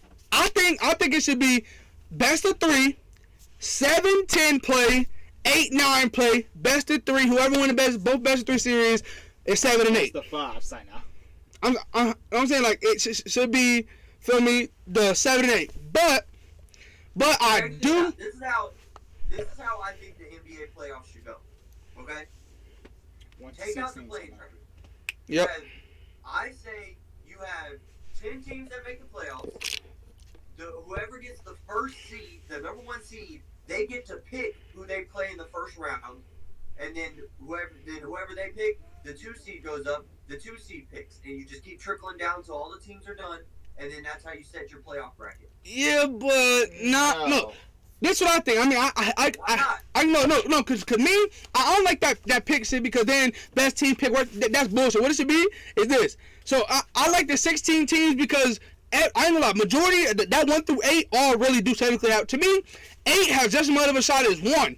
9 times out of 10, it's 2 and 3 that are just terrible. They had a good regular season, but we all know aren't gonna have a chance anyway. Because a team like the Lakers and Clippers can be number fucking 8, and they're still championship contender. So I think they just keep with the 16. But it's 1 through 16. It's not 1 through 8. Yeah, there's no East and West. It's the best 16 teams across the league, no matter conference. It could be all 16 West if they wanted to be that, even though it's not 16. I'm just saying. But it could be like the best 16 teams. They're all seeded. 1 plays 16, 2 play 15. You know, it go like that. It basically look kind of like the NCAA tournament. Yeah, it's like it depends how good you do, depending on what you get. You know what I mean? So. But see, like if you look in every other playoffs in professional sports, the number 1 seed always gets the home field or home court or whatever advantage against the worst team. And they also get a bye in the first round. They get an extra benefit for being the best. Right, but the thing about that bye is that whoever the team gets to pick what team they play in the first round. They also get an extra advantage for being the number 1 seed. No, no, they don't pick who they play. They play the worst. I'm saying in the one that I want to do, where if you have 16 playoff teams, but then the 1 seed gets to pick who they play, then the 2 seed gets to pick who they play. Yeah, I mean, because that way, 1, that gives an extra advantage. 2, it's more strategic. So if the 1 seed's the Lakers, right? And all 4 games they played Boston, they blew out Boston, but Boston's the 5th seed. Maybe they strategically go, you know what, instead of playing the 16th team, we're going to take Boston in the first round because we had success against them in the regular season. Yeah. Or another thing you could do is say the 76ers, right? Like you know, they clinch the playoffs early, but then Joel Embiid gets a big injury, but they're still the first. You know what I mean? They're still like a top seed or whatever, and you could potentially pick to play. You know, they're 3 and 1 wants to pick 3 because they have a big injury and they think they're gonna be easy to beat. So yeah, I can see that. I like that, but at the same time, I think then teams are just gonna. They're just going to play good enough to be the 16th seed because they know no matter what seed they are, they can play anybody anyway. So, like, I like them wanting to play good to be the number 1 seed so they can play the worst playoff team. The number 2 playing really, really good so they can play, you know, that's how it should be. No, yeah, I mean, I can't. Okay, but I'm just saying, like, if you got the pieces, then also it can work in reverse. Like, imagine you're the 14th seed, right? Yeah. And then, so we'll just say you're Charlotte, right? And you're going into the playoffs, and the Lakers, who are the 1 seed, they pick you. That's motivation for y'all. Like, hold on, you think we're worse than the 2 teams below us? Right. Yeah. Or another thing is, another thing is that obviously it's gonna get to the point where like say Dallas doesn't get picked, so then they fall and now they gotta play, you know, New York, and they're like, oh yeah, right. It's raps. Nobody picked us. Now we got New York. We're about to blow their ass out or something like that. You know. And it's gonna. I think that play would make more entertaining first round matchups. Yeah, I mean, well, no, actually, no, I don't think it would because they're gonna pick the best teams are gonna pick the easiest team to beat. You know what I mean? So like, I feel like the best first, you know, best playoffs would be all the best teams playing each other, you know, stuff like that. But technically, like, I mean, I get that because they are all playoff teams. But to me, New York versus any LA team, obvious. New York versus Brooklyn, obvious. New York versus 76ers, obvious. Like, you know, it's like. To me, I feel bad for those teams who make the playoffs who don't got a chance to do nothing after it. If I was a team that I knew I had no chance of fucking winning the championship, I'm going to tank. I don't give a fuck. I'm going to keep tanking until I do got a chance. Facts. I ain't going to lie. That's what I had to do. Because, I mean, like, to me, like we talked about last episode, I want to talk to Dre about it real quick. To me, the Utah is in the worst position ever. They were before, because before, you know, they They Come up here now. they were like a six seed, you know, like a 6, 7 seed every other year, making the playoffs. With that, they weren't getting a great lottery pick. You know, they were getting late picks, and they weren't really, you know, all the best players are gone. And they made the playoffs majority of the time every year, but they never were even top 10 winning the championship on the power rankings. So now they're number 1 seed, right? So they're the best team in the NBA as everybody look at it, because they're number 1 seed of the hardest conference, right? So they're the best team in the NBA right now. But they're not even top 5 in power rankings. Or top, no, Prince, the power rankings I saw, it had LA. The Lakers are still up top, by the way. Hold on, I got mine saved. It was like LA, Brooklyn, it was like 76ers, Phoenix. Hold on, I'm gonna find it. So yeah, I'm just saying, like, even though they're number 1 seed, bro, I don't think they have a big chance to win the championship. So basically, they're about to get so look, you know, obviously, the 29th, or 30th pick gonna be the 2 teams that compete for the championship. Yeah. They're gonna get 28th, because they're with the number 1 seed. So they're gonna get a late ass first and second round pick. So they're not gonna get, you know, they have a slim chance. I mean, it's possible, but they have a really low chance of getting a once in a lifetime player to change them and take them from a first seed. Crazy part is, hold on, wait. Let me look around, because I think they're a first seed that can get first round bounced. like 100%. I definitely can see that. Damn. Where the fuck? Let me look at this. Well, here's the power rankings that are on NBA.com. Number 1 is 76ers. Number 2 is Phoenix. Number 3 is Utah. Yeah, I'm gonna find what I have, but hold on. What'd you say? No, he was saying the one he found on this. What is it? NBA.com. This is the power rankings on NBA.com. 76ers is number 1. Number 2 is Phoenix. Number 3 is the Jazz. Number 4 is the Bucks. And I don't know what the fuck my phone is. Okay. And number 5 is Brooklyn. Yeah. Number 6 is the Clippers. Wow. What the fuck? Number 7 is Denver. Number 8 is the Lakers. Oh no! So at least the Lakers are top 10 right now. No, okay, no. So mine was Western Conference. The Western Conference, Eastern Conference odds. I'm winning the Eastern Conference and Western Conference. So the Western Conference. So number 1, the best chance of winning the whole entire Western Conference, Los Angeles Lakers. Number 2, Los Angeles Clippers.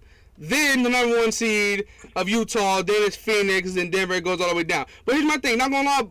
Curry been balling, dropping 30, 40 some points. So if the NBA was in right now, in 8 played 1, Curry versus, it's like the Warriors versus Utah.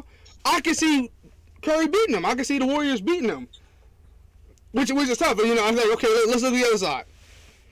76ers versus the Hornets. Sorry, Hornets, you're getting bounced. Like, they're bounced.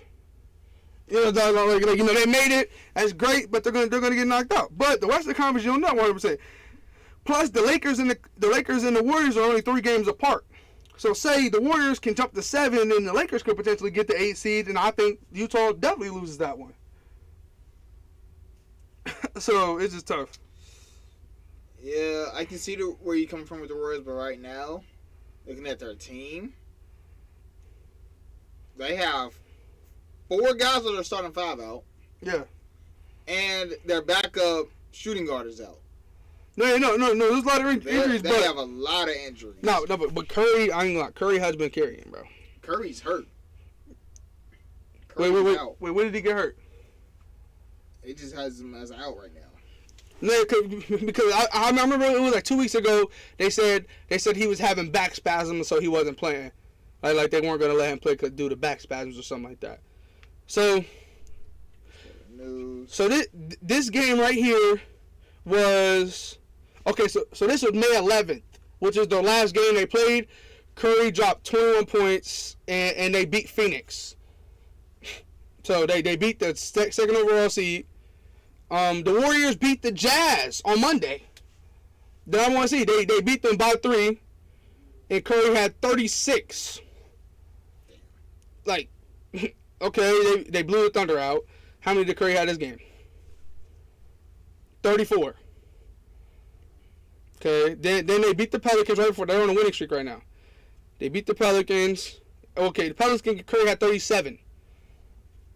Curry's MVP bound. Well, he's balling. I could definitely see him knocking off Utah in the playoffs, 100%. But, okay, so It's his tailbone. Okay. Steph Curry's tailbone. But Steve Kerr said Draymond's knee and Steph's tailbone are still a lingering concern. Yeah, but the thing is, they already clinched playing position, so even if Curry can really sit out the rest of the season and ball out in the play-in tournament, they can make the playoffs. So here's something I want to talk about with you guys real quick. I talked about it with Austin and De'Aaron in a little bit, but Patrick Baldwin was one of the top players. He was a 5-star McDonald's All-American, Mr. USA. He played for Team USA, one of the top players in the country. You know, I remember I was in the AAU tournament, and I remember my teammate was talking trash to him. And he was like, oh, you suck, da-da-da-da-da. We didn't know he was drinking nothing like that. Then he was like, look me up, look me up, look me up. That's all he kept saying that. He said like 100 times. I'm pretty sure it's when we went to like deep in Indiana for a tournament or something. And then we looked him up, remembered his name, and now he's a 5-star recruit. Amazing. But we lost that game. But he just committed to Milwaukee over Duke, Kentucky, you name it. He committed to Milwaukee College. 5-star recruit. ESPN top 100, one of the top players in the country, goes to Milwaukee. And yes, he's from Milwaukee, but I mean, still, okay, hometown is one. Like, I know it's big, but at the same time, like, I don't know. It's like a player who's from Ohio, who you know from Ohio and wants to stay home, right? Will choose like fucking. I don't know. They have offers from. No, I'm not okay. I'm saying they have offers from Duke, UC, Ohio State, Ohio, and they choose Bowling Green or something. They have offers from all those. That's basically what it is. Or Wright State. Right? Yeah, it's something like that. It's like, bro, look, come on, like, or Toledo. It's like, bro, you had a chance to go bigger, but you feel me? But I respect it. He wants to be different. He wants to change it. But I just thought it was crazy because I remember everyone made fun of MPJ, Michael Porter Jr., for choosing Missouri over all the offers. He was no more playing in the country. He chose Missouri because he was from there. But I thought Milwaukee was the craziest because at least Missouri is decent at hoop. Have you ever saw a Milwaukee basketball game? Wisconsin, Milwaukee? No, I never heard of it. I haven't even heard of Wisconsin, Milwaukee. I haven't either. So it's just like, bruh. I'm trying to look at the thing now. Like, what the fuck? Also, it's one place, right, that has done nothing. One high school that I love watching on Balls Live, Home Team, all that. They've done nothing but put in great point guards into the NBA. Now, one of them has changed positions, but one of the first ones, he's not one of the first ones out of the school, but one of the first big names is D'Angelo Russell. After D'Angelo Russell, who also played with D'Angelo Russell, was Ben Simmons. They played together in high school. Then, R.J. Barrett. Now, Cade Cunningham, 6'8" point guard. That's a dog who dominated college. I think he was the best college basketball player this year, who's going to be a top 3 pick in this year's draft. Then a guy named Sky Clark, who's in my class, just went there, and he's one of the top players in my class, and he's a dog. So I think he's going to be drafted high when it's his chance. But I just can't wait to see Cade in the NBA, bro. Like this year's prospects for the NBA 2021 draft is going to be just as good as the football was. It's going to be crazy. Like, people saying this is one of the best draft classes of 2003. Because, bro, there's so many good players, like a million. Especially the G League guys are eligible now. Then all the players that dominated in college. You making me look up the freaking Bro, you look up the mock draft, bet money I can tell you how good every single one of them is. Alright. So they have Cade Cunningham going number 1. Yep. To the Rockets. The 6'8" point guard out of Oklahoma State, dog. Evan Mobley. Yep, bro. Him and his brother Isaiah Mobley both played for Compton Magic in high school with the AAU team. Dominated that. They both were at USC, and he's a dog center, protector, and everything. We're going to number 3 because we all know him. Jalen Suggs. Yeah. Everyone knows Jalen Suggs. Jalen Green. Yeah, Jalen Green, one of the guys in G League, one of the top player in the country last high school season. Played prolific prep. Another G League guy, Jonathan Kuminga. Jonathan Kuminga, one of the top players in the country last season. Small forward, went to Kyrie's high school, St. Patrick's School, was a dog there. So yeah, and he played with another guy that Noah Farkin that is in college now at East Carolina, who's a dog. I'm only going top 3, in top 10. I mean, Scotty Barnes. Yeah, Scotty Barnes played in high school at Mount Vernon with Cade Cunningham. He's a forward. He went to Florida State. Dog play. He can play any position. Shooting guard, do power forward. He can play those 3. He's a wing. He's a great defender. Knock down shots. He's a great player. Jalen Johnson. The Duke small forward. He dunks on everybody. He was number 1 at Duke. He was the dog. One of the most energetic players you could watch. But dunks on everybody. Knocking from he's the dog. Keon Johnson. Oh yeah, Keon Johnson out of Tennessee. No, yeah. He's got the full package. Got the handles. Got the shot. Got the defense. He can play point guard, shooting guard. He can play whatever he wants to play. He'll do it. Dog. Davion Mitchell. Oh yeah, we're gonna talk about him. That's Mr. Baylor, the one who just won it all. Defense. He has the whole package too. He gonna. Yeah. Last one, at least, I said I'm only doing the top 10. Corey Kispert. Yeah. Oh yeah, he don't miss. He does not miss. Swear he don't miss. It didn't, bro. Later in that draft, even some top guys too that I can talk about. Like, bro, this draft class is really good. They have him at 18. Zaire Williams. Oh, yeah, Zaire Williams from Stanford. He played at the same high school with Bronny James, and that high school class was dope. They had Terrence Franklin with TCU, who's not gonna come out in this draft. He'll come out next one. They had B.J. Boston, who was the top freshman at Kentucky. He was on their team. So was Bronny James and Amari Bailey, who's in my class, who committed to UCLA in his freshman year. So yeah, he's a dog. He changed Stanford. Literally, he turned Stanford into actual good team. Okay. Yeah, I'm not naming the rest of these motherfuckers. And also, Zaire Williams also played with Zaire Wade, which is Dwayne Wade's son, on the same team with Bronny. So, great high school team, bro. All these players can change some teams, bro. And also, one of the G League players that he didn't name, Dasher Nix. I'm high on Dasher Nix. I don't know if he's going to be a once-in-a-lifetime player, but I can see him being a Quinn Cook. You know how Quinn Cook was when Curry got hurt. He came in. He led him all the way to. He led him the rest of the way to the playoffs. Won the first series, and then Curry was back. I can see him doing that for some programs. Okay. But also, did you hear about? I think De'Aaron Fox is upcoming free agent this year or next year, and Sacramento's talking about not signing him back. I saw that. What? Yeah. There's talk that people feel like Sacramento's not gonna sign him back because Tyrese Halliburton's best performances this season has been at the point guard position, not the shooting guard position. So they want to move past De'Aaron Fox and Buddy Hield, and Tyrese Halliburton going to be the point guard of the future. Wow. He's throwing up L.A. Hey, yo, bro. De'Aaron, come on, man. Facts. That'd be amazing. But two of the fastest players in the NBA on the same team, scary. Bruh. But still, Dangerous shit. no, but yeah, still, I mean, I don't know. Austin was really high on Tyrese Halliburton. Me, I knew I didn't know if his jump shot was going to transfer. That was my biggest thing. But Who? Tyrese Halliburton. Oh yeah. Yeah, like I ain't going because like when all the critics was talking about it, I was watching it. He has like a hit to his shot. They were saying only work at the college level because it's like he's going against zones and stuff like that. They're not closing out and stuff. So I think it was. Now that has 100% actually transferred. But they believe that his best game is at point guard. So there's been talks that they're not going to re-sign De'Aaron Fox, or they're going to look to move him and Buddy Hield in a package together. Damn. That's crazy. You drafted him, what? Wasn't he like 5th overall? No, De'Aaron, yeah. That's why he wears 5. Yeah. Like, you drafted him 5th overall, and now you're trading. Okay, no, De'Aaron? Yeah. After how many years? What? That Kentucky team, one of my favorite teams ever, had Bam Adebayo, Malik Monk, De'Aaron Fox. That was my favorite big three in college, I ain't gonna lie. Besides Oregon's Jordan Bell, Dylan Brooks, and Tyler Dorsey. Feel me? That'd forever be my favorite. When did De'Aaron Fox get drafted? Same year as Lonzo Ball, 2016. Damn, it's been that long? Yeah, he been in the league a little grip. He cut his hair. He look like you now. Shit, hold on. What the fuck? Yeah, it was 2016, 2017, or was it 2017?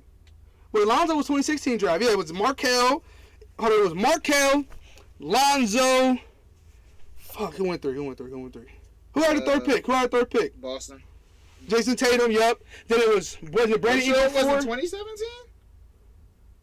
2017? No, 2016 is Ben Simmons. Oh, yeah, 2017 draft then, yeah. That's what I said. Hold on. Wait a minute. I mean, 1 year, that's still hella long. That's still 5 years. Yeah. After 5 years, you're already saying fuck it? It's after the rookie contract, bro. Damn. Yeah, but they're saying they're waiting for the what's it called, waiting for his contract to come up, or thinking about trading him. Because okay, yeah, you're done, but how much success have they had? True, but also, how much have they really built the team? They built a lot of youth. They brought in Marvin Bagley, then they brought in they traded and got Buddy Hield from New Orleans. All right, Buddy Hield, Marvin Bagley hasn't been translating that much. Well, no, he did at first. Now, like, just because they keep trying to make you play the 5. That's why they brought in Hassan Whiteside. And also, what's his name is balling right now. 22 dreads. Fuck, he's the best player. He's probably the best player on the team right now. Not gonna lie. Holmes, is his name Rashard Holmes? Yeah, number 22 with the dreads. He's a dog. I know what you're talking about. Okay. Him and Christian Wood are gonna battle for most improved. I think Christian Wood got it, but still.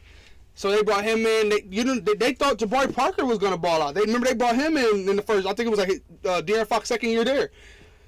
Austin's guy Jabari didn't transfer that well. Now he's on Boston hooping, but still. So I mean, they tried it. Then they drafted Tyrese Halliburton, but who now could potentially take their spot. But he was brought in to take Buddy's spot at the 2. Then they draft Bogdanovich. All right, you said the small forward is the best. Yeah, and they don't got one. Important. They had Harrison Barnes. Old Harrison Barnes is a small forward. That's why they're bad. I'm trying to tell you, like, bro, no small forward equals bad team. Facts. Man, that's just crazy. That's crazy to me, bro. Because, like, NBA 2K18, you know how you go into the draft and everything, you create a team, whatever. Bro, I make sure I get hella picks so I can pick 2 main people. Jason Tatum, De'Aaron Fox. And if I have 3, Donovan Mitchell. Facts, yeah. Which I mean, they expect De'Aaron Fox to be like Donovan Mitchell. He came to a bad team and turned it around. Now, we all know Sacramento is the worst team in LA. I mean, California. So, no, I'm saying, but... In the NBA, yes. Yeah, that's what I'm saying. Okay, that's what I'm saying. You can't just say worst team overall because... Yeah, in the NBA, because you got... There's a we lot all know which one you got. Wait, hold on, wait, who's actually worse than them? The Dodgers won a fucking world championship, so... The Chargers are pretty bad. No. Well, now, no, but at first, when he got drafted, yeah. No, but right now, the Kings are still fucking bad. The Chargers are good. Dodgers are good. Rams are good. Out of all the teams in California, how good are the Athletics? Austin. Not gonna lie, I don't fucking know. That's why I said Austin. Austin. How good are the Athletics in MLB? You said the what? How good are the Athletics in the MLB? Ooh, the Athletics. Would you say that they're better in the MLB than the Sacramento Kings are in the NBA? I think the Kings are bad too. Literally, I was just about to say the Athletics are like the Kings, but it's more like the Athletics. They're good, but they're not going to win a championship any season. No, the Sacramento Kings are bad. Like they're not even a playoff team. No, yeah, I'd say the Athletics are like, man. Are they better? Did I say are they better than the Kings or not? Could we name it? I said the Kings are the worst team in California. They're a team that can make the playoffs, but you wouldn't be surprised if they did. Okay, yeah, so they're better than the Kings. Anyway, so here's my thing. LA Kings. I said that Sacramento Kings were the worst team in California. I'm trying to think I mean you can, but there's a lot of teams that can be worse. Yeah, I'm saying all sports because Dodgers good. You got the Chargers are good. The Rams are good. Wait, Golden State, yeah, is it better than them? The Lakers, the Clippers. I don't think the LA Kings are though. That's hockey. Oh yeah. They just got their shit smacked 5-1. But okay, how many teams have got blown out? The fucking Lakers have got blown out before. One game doesn't mean shit. I know what I'm saying. I don't. Look up. They haven't been good in a while. Yeah, look up their past records. If any of them are positive, they're Yeah, fucking I better than the agree Kings. that the Kings are the worst sports franchise in LA. I mean, in California. It's a fact. Get them out. Come back to Cincinnati. Word. Cincinnati Royals. Do y'all agree that Seattle needs a team again? Yes. Yeah. Yes. I don't think so. The team was ass anyway. So that team was good. Damn. No. Disrespect. No, ain't lie. Thing is they had, bro, at the time that they switched to Oklahoma City was the biggest boom that they had. Like, they had a chance to be really, really good. Like, the Kevin Durant and Jeff Green and all these guys, they could have been a solid, they could have been really good. And Oklahoma went on after that to compete for championships in the fucking Western Conference Finals a million times. So, whoever it was that sold that team, I ain't gonna lie, I feel robbed. Do you feel robbed, Austin? Do you think they got robbed? What? I mean, because think about it, when Seattle switched over to Oklahoma City, they were at one of the biggest stages. You know what I mean? Like they just got Jeff Green, they got KD, you know, all these pieces, and then right after that, Oklahoma City went on to be in Western Conference Finals, the NBA Finals, went on to compete for big games. Yeah. Right after that, I feel robbed. Now I'm like, Nah, I can't say the Kings. I can't say the LA Kings. they're good. Yeah. Nah, it's not even that. The past 4 years, no. But they did win the They Won a Stanley Cup. They won the Stanley Cup in 2013, 2014. So. Hey, y'all. Yeah, they're better than King. Sacramento. Sunday, J. Cole will play his first game in the Basketball Africa League. No, that's lit. That's gonna be so lit. That's gonna be lit. Y'all know he can dunk now? He been able to dunk. No, I'm saying he can actually go up there Yeah, I know. and actually two-hand No, back scratch your shit. You ain't see him in the dunk contest. He ran up and did a dunk. In the dunk contest, I think he tried. I'm saying like he actually can dunk. But yeah, I saw clips now where he actually He's actually booming. Did y'all see Tyreek Hill dunks though? Man, Tyreek Hill is fucking a monster. Bro, he was doing between the legs and shit. He was doing 360s. Tyreek Hill was amazing. Speaking of Tyreek Hill, if you guys have not watch his video working out with destroying. It make you look at Tyreek Hill totally different. Like his speed is on a whole different level than what if you think he's fast as fuck. No, he's faster than what you even think. If you watch that video, I already knew that. That motherfucker is fast as shit. No, like bro, the footwork he was doing, bro. I was like, what the fuck? Especially like he was going around ropes and shit. It was crazy. And to think, wait, didn't he go to Oklahoma State? I think so. Yeah. But hey, it don't matter what college you go to. Might just doing NBA and NFL. Might just do both. But still, because Curry went to Davidson. Is there any worse than that? Oh, I mean, never mind. You got Lehigh. He went to Oklahoma State. He went to West Alabama. But yeah. Funny thing is, he went to Garden City Community College first. Oh yeah, that's tough. I actually know that from last year. Yeah. I thought about going there, no cap. Yeah, Planner, the great coach. Yeah, a guy who used to go to Big Blue that then transferred to Went Woods is now playing at JUCO trying to go D1. Pretty good. Man, this shit crazy. Yeah, so the verdict is the Sacramento Kings is the worst team in California. Because I can't think of no other fucking team at all.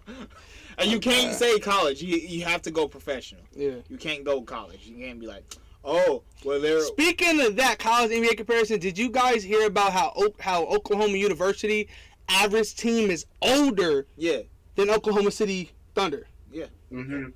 You told us about that crazy. It was like 3 weeks ago when I first read it. That's... That just shows how Thunder... And the Thunder have what? I forgot. It was like 20-something picks over the next couple years or something like that. Which is crazy because think about the NBA is only 2 picks a year. So for them to have hella picks, it's going to be crazy. Yes and no, depending on the team. If, Oklahoma City Thunder, if they just have traded so many assets and they got so many first-round picks or second-round picks back, then it's a motherfucker. Yeah, so they have a chance of bringing in. Because I remember the Lakers 1 year, we had like 4, but I think we traded 3. Draft night. But also, I'm sorry that we traded our 4th overall pick the other year when Zion. Yeah, with the Zion class and DeAndre Hunter got taken. If we would have drafted one of those guys, bro, Would have been tough. Thing is, who did we get for trade on there? Well, yeah, we traded to Atlanta. So we didn't get shit for that. Because Atlanta didn't give us a player. Now, because at first I was thinking, I was like, oh, never mind. We traded to New Orleans. That's how we got. We did trade it to New Orleans. New Orleans traded it to. To Atlanta. Right. Yeah. Wait. Yeah. That was how it was. Yeah. No, but I remember sitting there. We didn't trade it till after we knew what the pick was, though. Because I literally remember sitting there and everyone was saying, bro, if the Lakers, because I remember we were projected to get 6, and then we didn't get 6, so they were like, bro, if they jump up and get like 1 or 2, I remember the Knicks or whatever got 5. No, not the Knicks. One of the teams that was, I think it was the Grizzlies. No, what team got 5 that was supposed to be 2? Was it Dallas? No, because the Knicks, they wanted to number 1 overall pick, but they got 3. Yeah. They're projected 1. New Orleans were projected 3. Jumped to 1. Knicks. Memphis was projected, I think 4. Yeah, and they jumped to 2. I don't. But whoever fell to 5, I remember their fans were sick because the Lakers still haven't been picked yet, and they were like, bro, so the Lakers is about to have a better pick than us. Yeah, of course. We're LA. Wait, We're the Lakers. hold on, wait. Didn't Dallas trade that pick because that's why it's the Luka and Trae Young comparison 24/7? Oh no, that's wrong draft. That's wrong draft. Yeah, literally. That's crazy. But like, how do you feel about that? Biggest L. Do you think it's the biggest L in Atlanta history?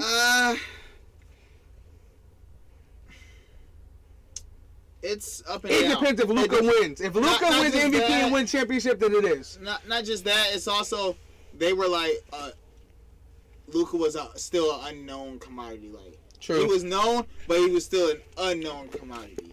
It's like how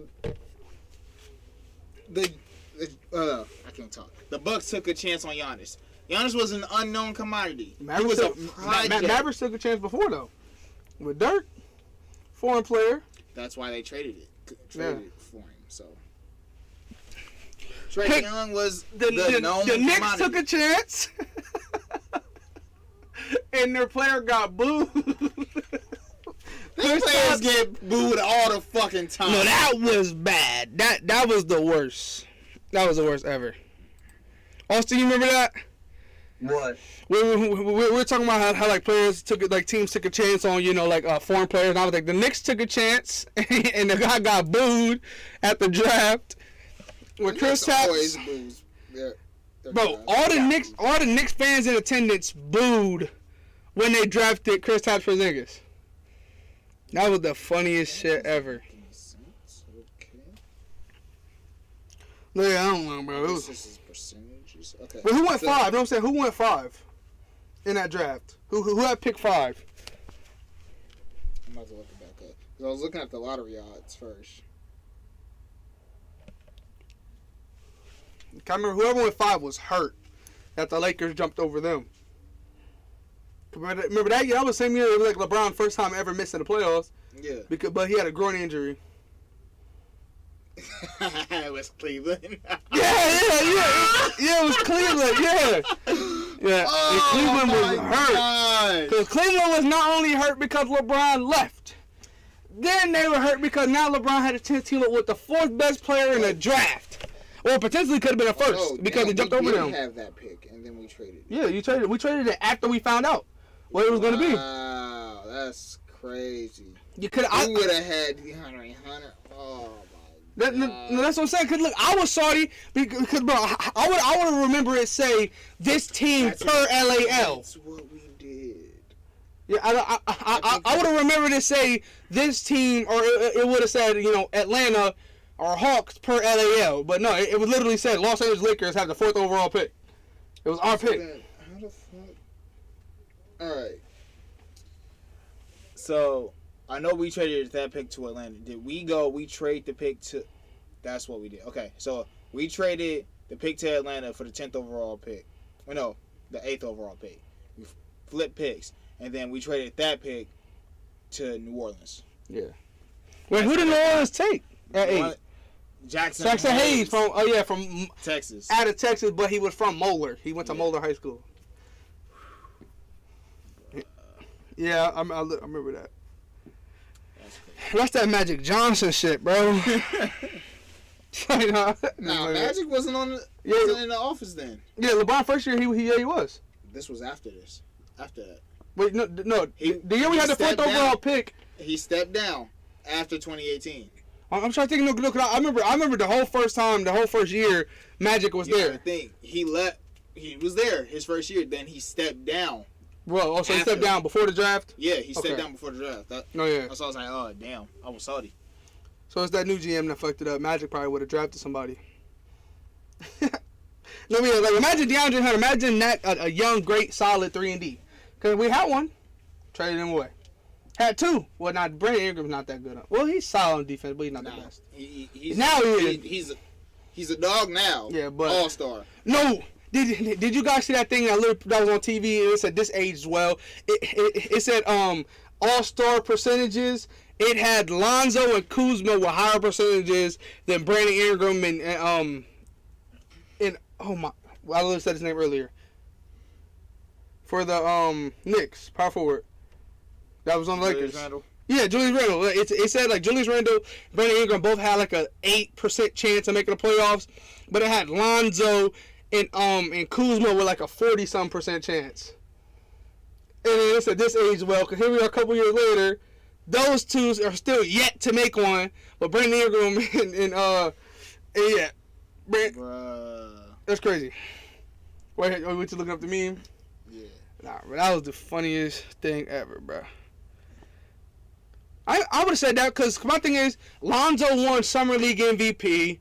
And then Kuzma won the championship MVP of Summer League and all that. And then Kuzma was supposed to be one of the biggest steals ever. Lonzo was the second overall pick. They were so highly. Brandon Ingram hasn't showed nothing after his high selection. It was just bad, bro. But yeah, Brandon Ingram's hooping now. You know, bro, it's funny how they leave. A lot of guys leave at our team and then we get better.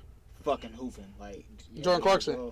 Russell, Jordan Clarkson, you have Julius Randle, you have Brandon Ingram, you have kind of Lonzo. Yeah, Lonzo boy, he's playing better. Josh Hart's playing 10 times better now. Josh Hart, like, bro, what? Those are all in the same trade. It was more players. Larry Nance. Oh my yeah, we both said that. Larry Nance, when he was on Cleveland, he was eating in his dad's jersey.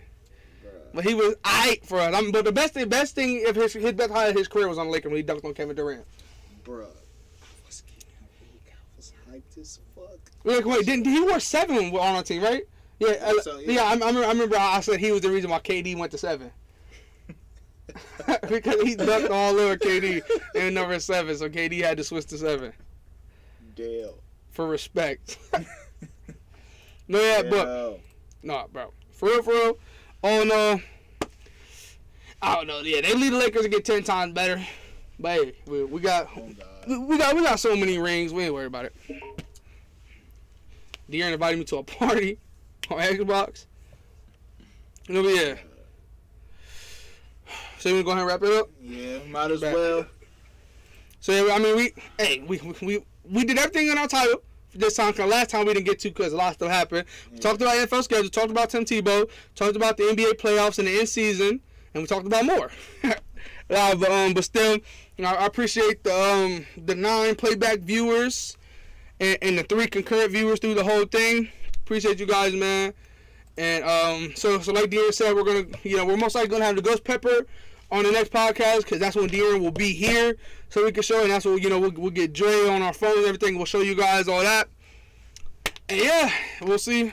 Hopefully things get more interesting by next podcast. Exactly. Like some stuff goes down. But yeah, so we'll go ahead and let you guys go, man. Peace.